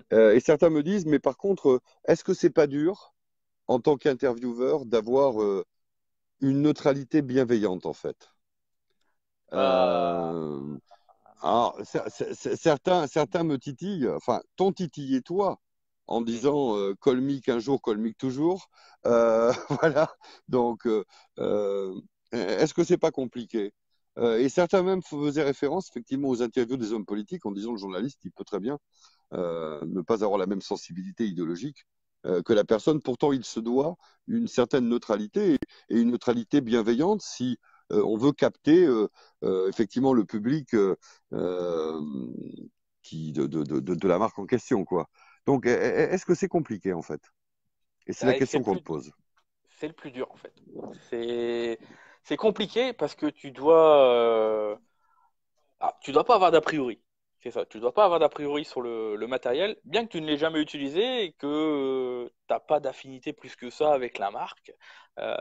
Tu dois être pro. Par exemple, Matrix. Bon, j'ai pas de matériel Matrix chez moi, mais par contre, j'hésite pas à recevoir des mecs. J'essaie de recevoir un peu tout le monde en fait. C'est pas évident. Bon, bien sûr, j'ai des affinités un peu plus avec certaines marques, c'est sûr. J'adore Gourou, j'adore Colmic, mais j'évite pas. Non mais voilà. Non mais après, c'est ça le truc, c'est que je suis pas journaliste en fait. Donc je peux me permettre en fait de dire cela. Un journaliste, lui, Nicolas, te dira jamais ah oui, bah moi je préfère sans sas. Quoi. Ah, il peut pas te le dire ça. Je sais pas d'ailleurs s'il aime sans sas, hein, j'en sais rien du tout. Hein. Il pourra pas te le dire parce que c'est compliqué dans son business. Parce que lui, il y a du business, il y a quelque chose derrière. Il y a un business plan, il y a du financement derrière, c'est son métier. Moi, c'est ma passion. Je veux dire, moi, feeder en live, moi, c'est pas ce qui me met mon beefsteak dans l'assiette. Quoi.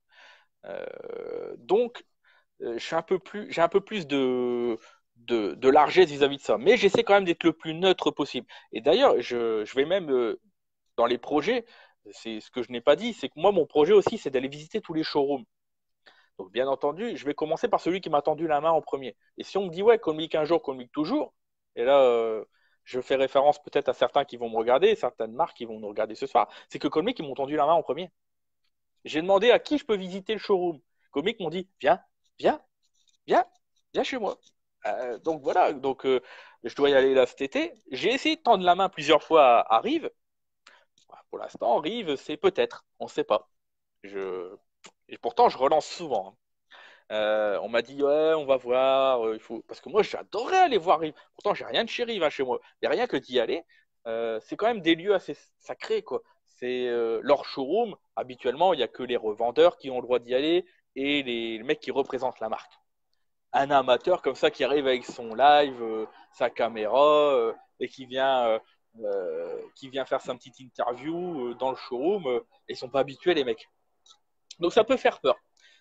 Sans sas, normalement, j'ai des contacts, on m'a dit plus en fin d'année, parce qu'eux, ils voudraient, parce qu'eux, clairement, ils veulent de la communication autour de cette visite de showroom, ils veulent présenter leur Cannes 2019.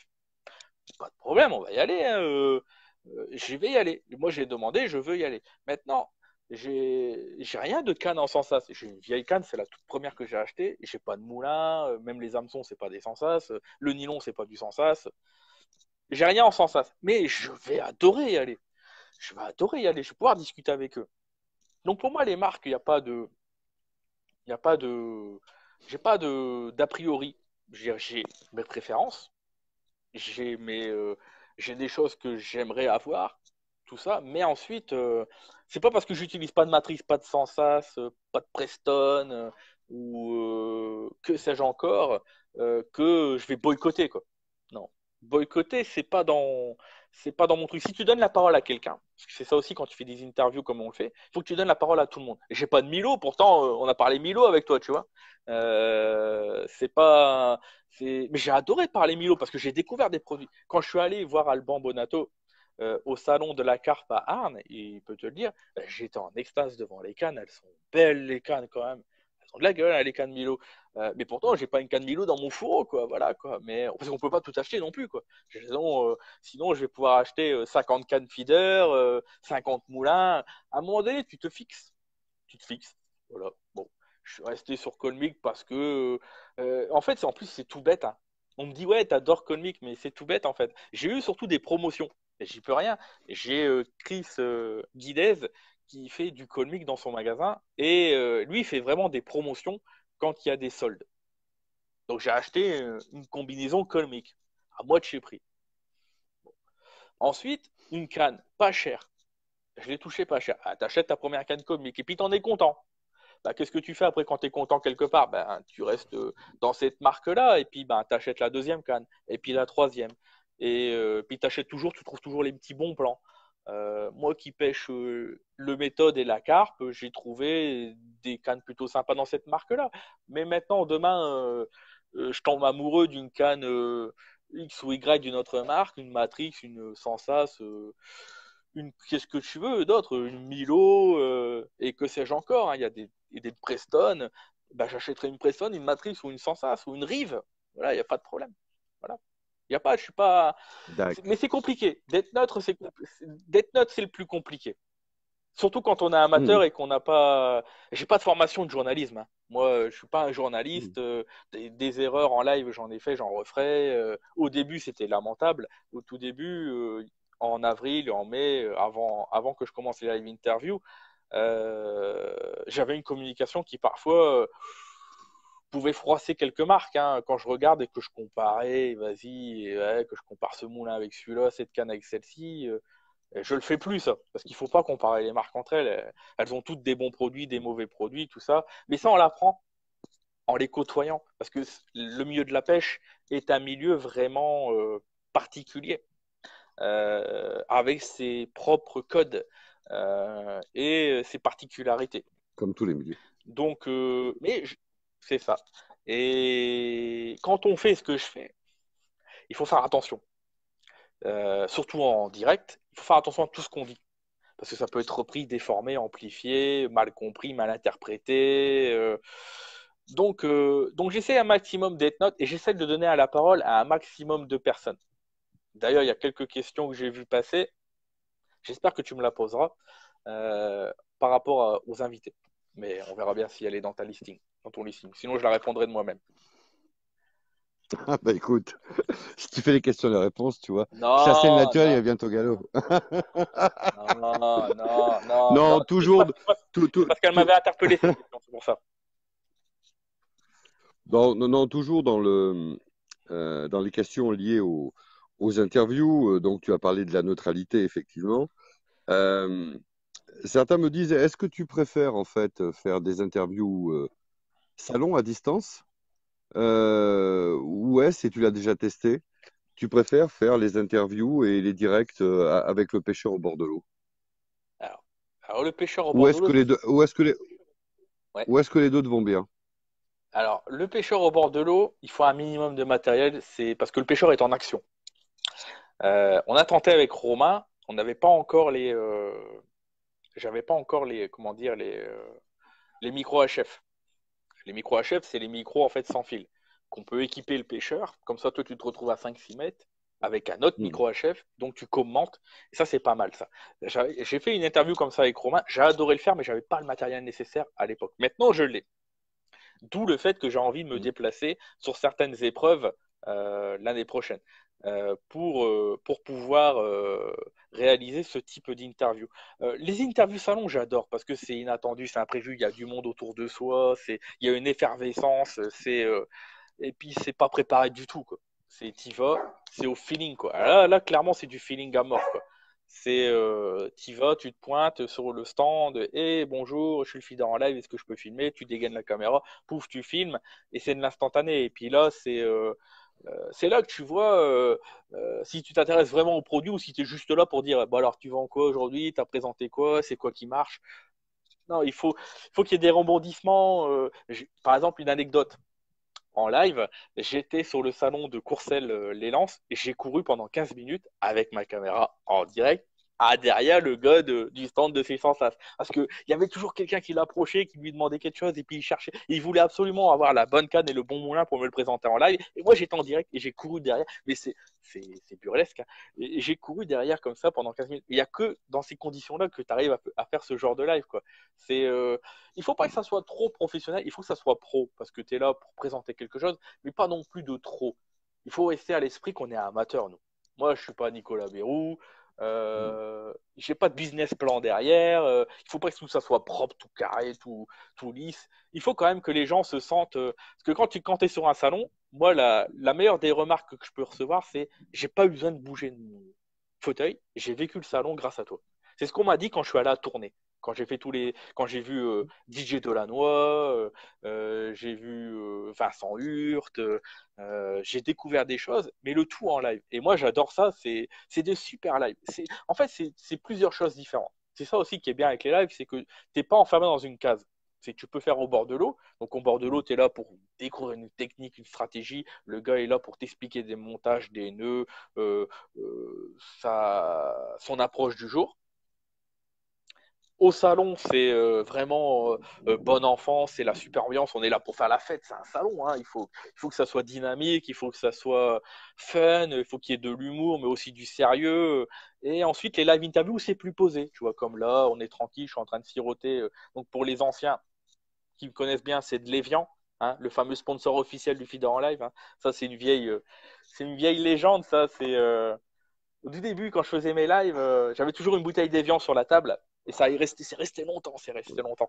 Et, euh, et les lives, donc, quand on fait là maintenant, c'est plus posé, c'est plus travaillé, on a le temps, on discute, on, on peut bien poser les sujets. C'est là où on a le plus le temps qu'on peut vraiment rentrer dans le fond des Mm. choses, en fait. Voilà, donc il y a ces trois concepts différents, te dire lequel que je préfère. Mais en fait, je les aime tous les trois, en fait. Parce qu'ils sont différents, on ne peut pas les Mm. comparer. Donc les trois, j'aime bien les trois. D'accord. Encore deux questions sur les interviews. Première question, euh, y a-t-il quelqu'un que tu voulais absolument inviter et qui a émis un refus franc, massif et définitif Non, non. durant cette année? Non. Honnêtement, je vais réfléchir, je vais te dire que non. J'ai, il y a Chris Catlin que j'avais voulu, que j'ai toujours, il avait dit oui. Il n'est plus présent sur le groupe. Il n'est plus présent sur le groupe.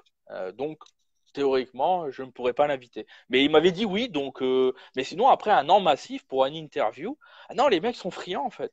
Ils veulent, ils veulent. J'ai pas reçu de nom, j'ai pas reçu de nom.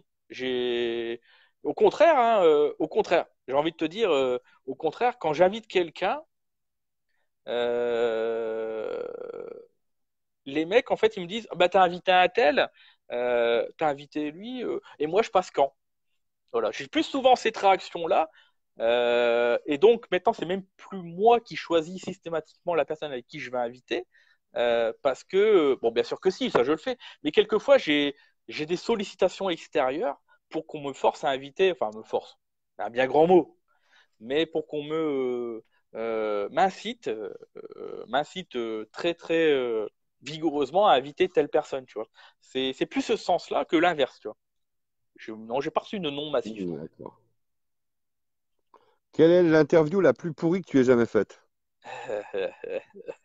Ah, si je. Ok, d'accord. Alors, la plus pourrie, la plus ennuyante. Alors, j'en ai deux. Ah, Je suis je c'est suis c'est- c'est- désolé. non, c'est- c'est- c'est le terme de la question, hein, c'est le thème Ah, de la question. Moi, j'ai euh, rien. Je là, prends là, là. uniquement les questions qu'on m'a proposées. Voilà. Alors, bah, je suis désolé pour lui. En plus, bah, je suis franchement désolé, hein, mais j'ai pas pris de plaisir parce que j'accroche pas. Bah, j'espère qu'il m'en voudra pas. Avec France Bait, j'ai eu du mal, franchement. Je sais pas, je me suis pas forcé. Hein. C'est comme je vous ai dit, tu vois, il y a de l'actualité. Il y a de l'actualité qui fait que tu invites la personne en fait. Donc, tu invites la personne parce qu'elle fait le buzz du moment. Elle fait le buzz du moment. Donc France Bait sortait une gamme de cannes. Alors, ça ne remet pas en cause son travail. Je suis sûr que c'est un super gars. Il fait du super. Mais je suis désolé, j'ai pas accroché avec la personnalité. Non. Puis en plus, ces produits, je peux même pas dire de les tester parce qu'ils sont pas distribués par chez moi. Donc, je peux même pas me faire une idée. Mais c'est vrai que j'ai eu du mal. J'ai eu du mal. C'est pas évident. J'ai pas. Non, ouais, franchement, bah voilà. Écoutez, je suis désolé, hein. Je suis franchement désolé pour lui, hein. Je. Mais Voilà. j'ai dit que j'allais être transparent durant cette interview et je vais pas faire de la langue de bois. Donc je le dis. Voilà. Ça n'a rien contre lui. Je suis entièrement désolé et je suis certain en plus que ces amorces font du super, enfin, sont des superbes amorces. D'ailleurs, Benoît Millefil les utilise. J'ai mon ami Thierry Isoré aussi, qui fait partie des consultants. Ils m'ont dit le plus grand bien, c'est des super produits. Donc voilà, c'est juste que j'ai pas accroché avec la personnalité de notre invité. Voilà, c'est tout. D'accord. Au niveau des interviews, je pense qu'on a fait à peu près le tour des questions qui me paraissaient fondamentales. Ouais, Maintenant, il y a une question qui revient beaucoup, beaucoup, beaucoup.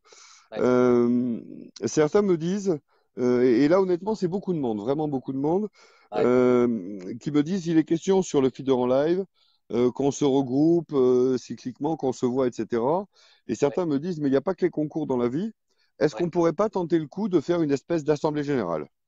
Alors, Où bah, tout simplement, c'est pas uniquement de pêcher, c'est pas uniquement de faire un concours, c'est de se rencontrer, de prendre un pot, de dialoguer. Alors si on peut pêcher, très bien, mais pas toujours on se retrouve et on fait les compètes parce qu'il n'y a pas que la compète dans la vie. ouais. Alors, alors moi je suis du Nord. Si les gars ont suivi un petit peu l'actualité, il y a logiquement Ludovic Samba, donc du côté de la Bretagne. Moi j'ai lancé l'idée de faire 5 sorties. Une dans l'Île-de-France, une dans le Haut-de-France, une dans l'Est.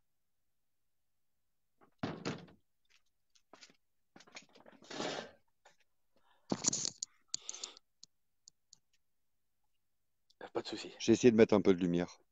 il n'y a pas de problème. Vas-y.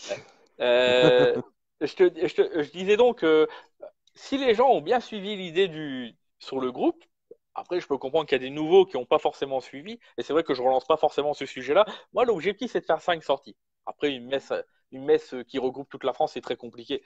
Mais 5 sorties, donc une dans les Hauts-de-France, une dans l'Île-de-France, une côté Bretagne, une côté Alsace, et une dans le Sud. Donc le Sud, on peut même peut-être maintenant en faire deux. L'idée est là.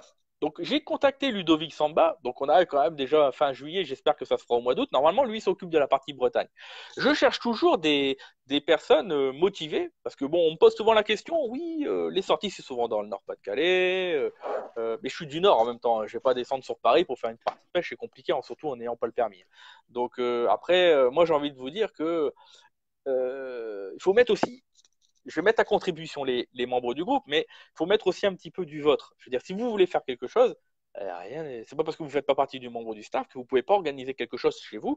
On vous appuiera, on sera là pour vous aider pour l'organisation, trouver des gens très compétents chez vous pour organiser. Non, mais voilà, imaginons par chez toi, il y a des mecs qui veulent organiser quelque chose. Toi qui es un grand organisateur, je vais dire, écoute, il y a 20 membres par chez toi qui veulent organiser quelque chose. Est-ce que tu connais pas un parcours sympa pour faire quelque chose? Et puis voilà. Et puis on dit, Pascal, il s'occupe un peu de votre business. Attention, j'ai pas dit Pascal, il va tout gérer de A à Z. Il va vous donner un coup de main, les mecs, hein. Vous voulez faire quelque chose, tout le monde mettra un peu du sien et puis vous y arriverez à faire quelque chose du côté de chez Pascal, par exemple. J'ai une connerie, hein, tu vois. Pareil Hmm. pour la Bretagne, pareil pour l'Alsace, tout ça. Ensuite, on fait pas que des concours, c'est pas vrai. C'est pas vrai parce que toute l'année dernière, par exemple, tous les week-ends, on se réunissait une vingtaine de pêcheurs du Nord-Pas-de-Calais et il n'y avait pas d'histoire de concours. Au final, des concours cette année, il n'y en a eu que deux. Il va y avoir le concours qu'on a fait avec chez Chris Guidez, qui était dans le Haut-de-France, donc c'était dans la Somme. On en a fait un. Et il y a l'intergroupe, qu'on va faire là, le premier en septembre. Donc ça fait deux. Ah, deux sur une année, c'est pas. Il n'y a pas que ça au final. Il n'y a pas que ça. Après, une grande messe. Euh, une grande messe, c'est prévu. Il y en a qui m'ont soumis l'idée. Il y en a qui m'ont soumis l'idée. Ah, je vais fermer les notifications. Il y en a qui m'ont soumis l'idée et oui, bien sûr, j'ai envie, bien entendu. J'ai Mm. envie, mais après, c'est pareil. Est-ce que ça va intéresser du monde? Il faut trouver un coin aussi, parce que c'est toujours pareil. Tu fais ça que dans le Nord, on va te dire, ouais, mais c'est toujours dans le Nord.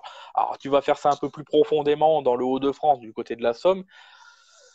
Est-ce que tu auras les mecs du Nord qui vont venir? Est-ce que tu auras les Parisiens qui vont venir? Alors, pour boire un pot, et ça c'est prévu, parce que tu le sais, j'ai envie de faire un gros pot, c'est au CIPAC.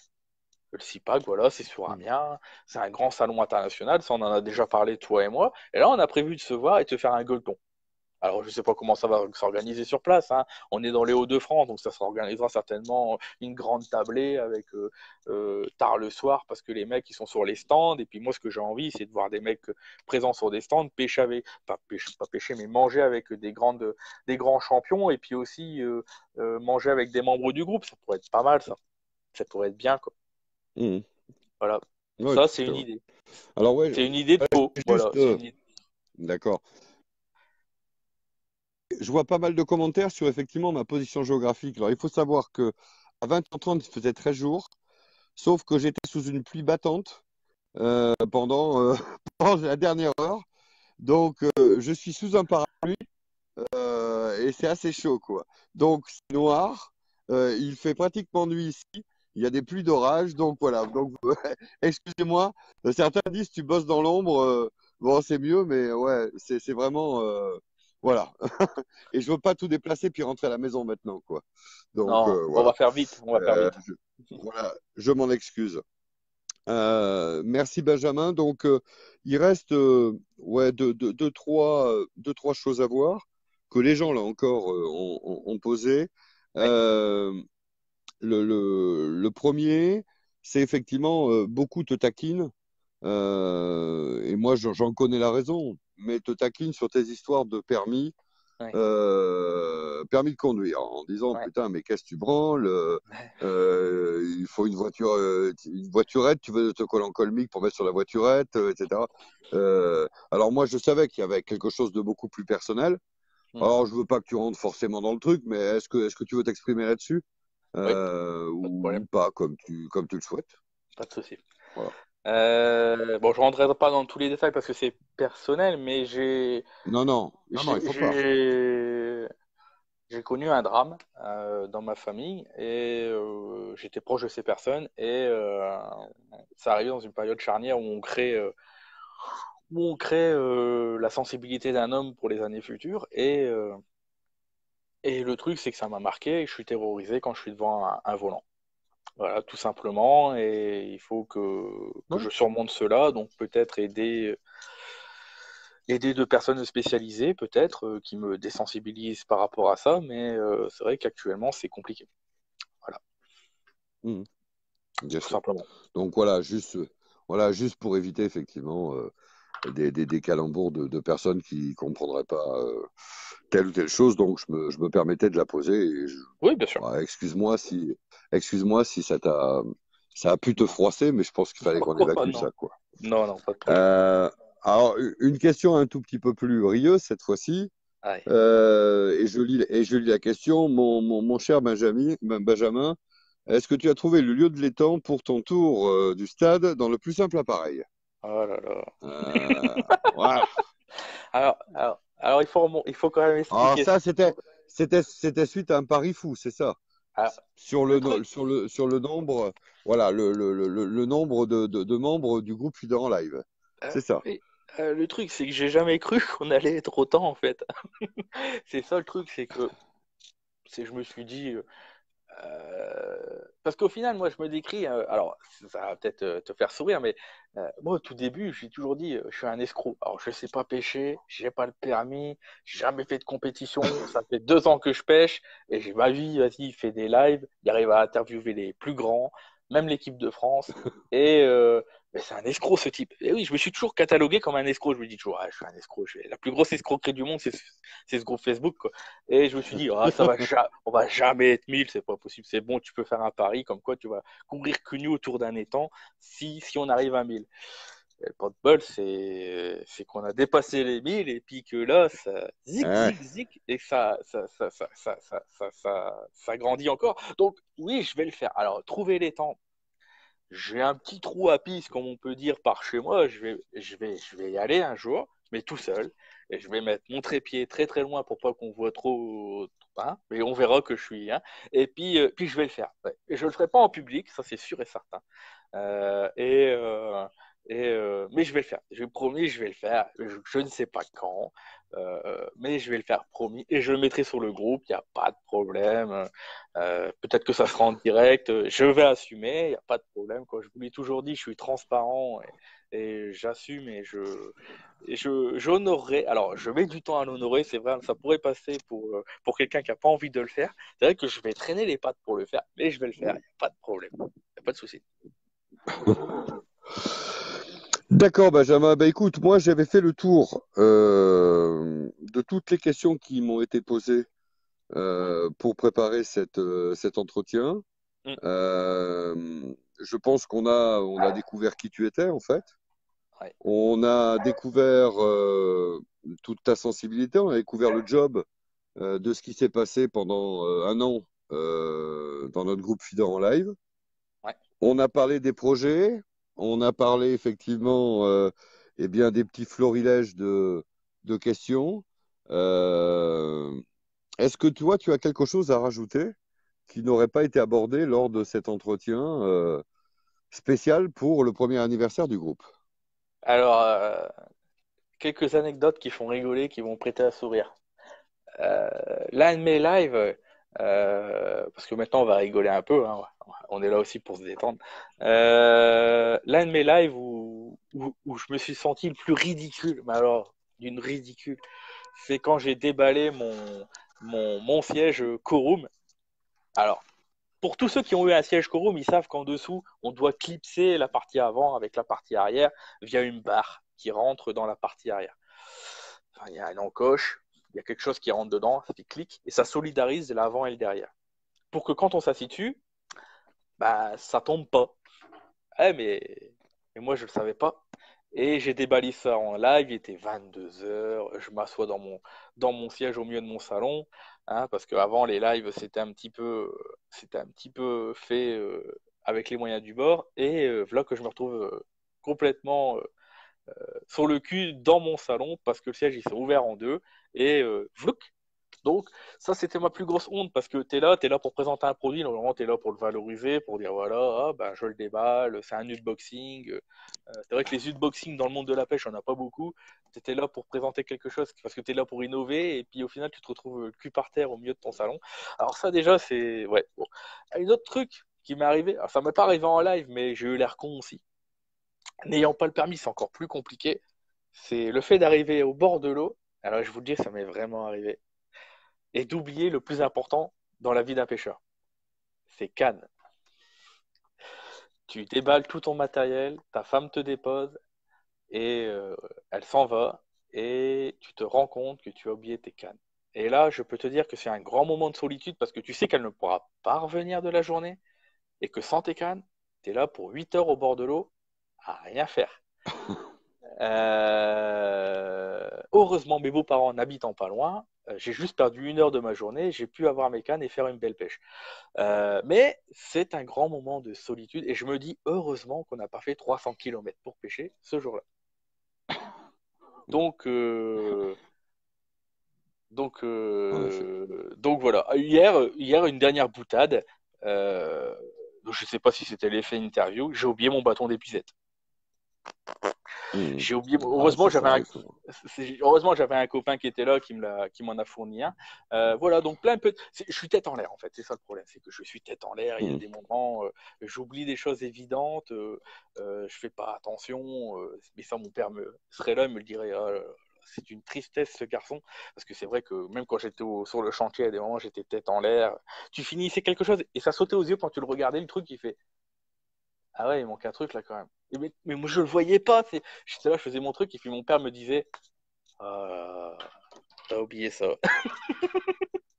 Non, mais, non, mais voilà, c'est comme ça, quoi. Sans les cannes, c'est fort, quoi. On m'a dit que on avait déjà tout vu, mais ça c'est fort, quoi. Voilà. Ok, Benjamin.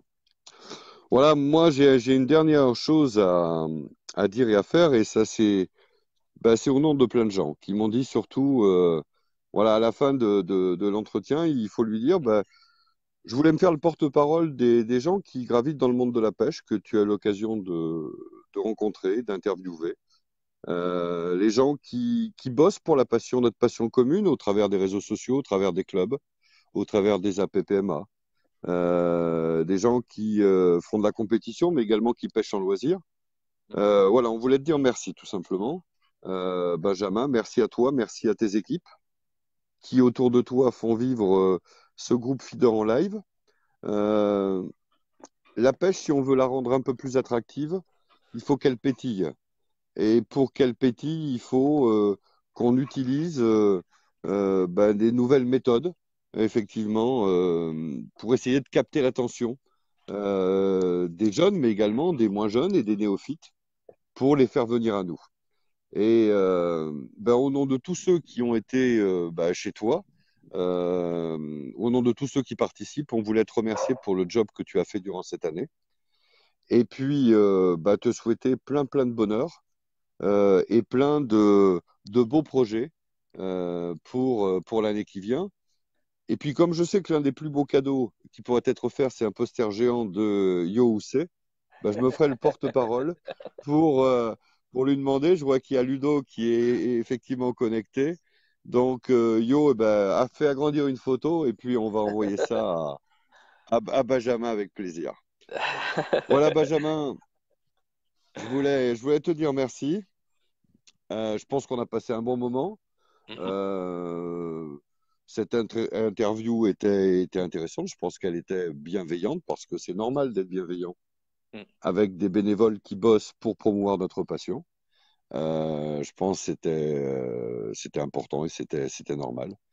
Donc, au nom de tous, merci encore du boulot que tu as fait Ben, et du concept que tu as proposé. c'est moi qui vous remercie parce que, comme je le dis souvent, tout seul, tu ne peux rien faire. Tu auras beau proposer le meilleur concept du monde ou la meilleure émission télé du monde, si tu n'as personne qui te regarde, qui commente, qui publie sur ton groupe, ça ne sert à rien. Et je veux dire, c'est totalement, euh, c'est improductif. Moi, je remercie les membres surtout parce que moi, sans eux, je ne suis pas grand-chose en final. Ok, je donne de mon temps, je donne beaucoup de mon temps. Je donne énormément de mon temps. Il y avait une question qui m'a paru pertinente, c'est quel est l'impact qu'a le feeder en live sur ta vie de couple ou sur tes finances? Bon, les finances, je vais pas l'aborder, c'est personnel. Mais je veux dire, sur la vie de couple, j'ai beaucoup de chance. J'ai beaucoup de chance d'avoir la femme avec qui je vis. Par exemple, là, ce soir, elle est devant un film.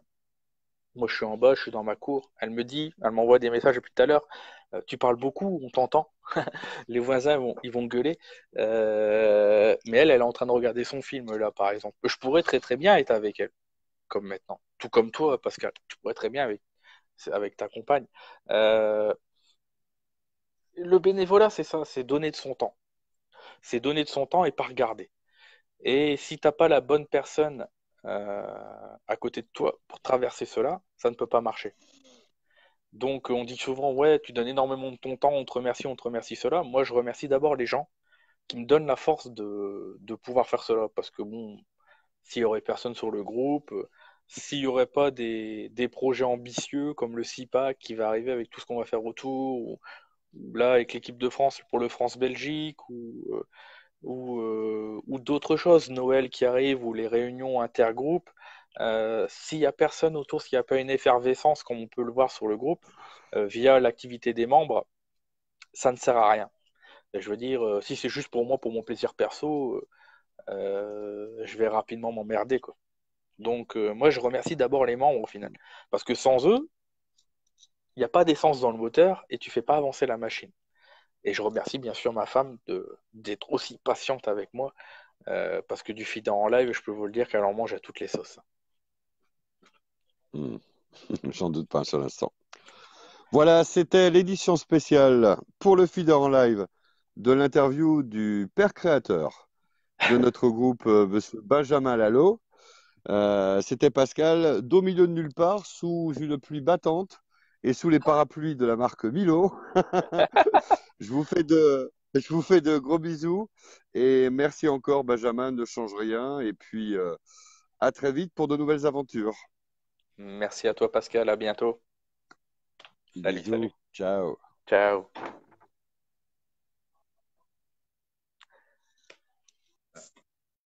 Interview terminée. Hein, donc, je voulais remercier Pascal. Bien entendu, tu regarderas ça. Je voudrais remercier donc tous les membres, encore une fois. Merci de nous avoir écoutés ce soir. Bon, moi j'ai un peu plus de chance, je suis éclairé. Euh, voilà. Que dire de plus? J'ai passé une superbe année avec vous. J'espère que la deuxième sera aussi bien, voire mieux. Qu'ensemble on réussira des belles choses. Voilà. Donc je vous remercie encore tous d'avoir consacré un peu de temps ce soir. Et puis ceux qui vont regarder en replay, armez-vous de patience parce que ce live dure un petit peu longtemps. Allez, salut!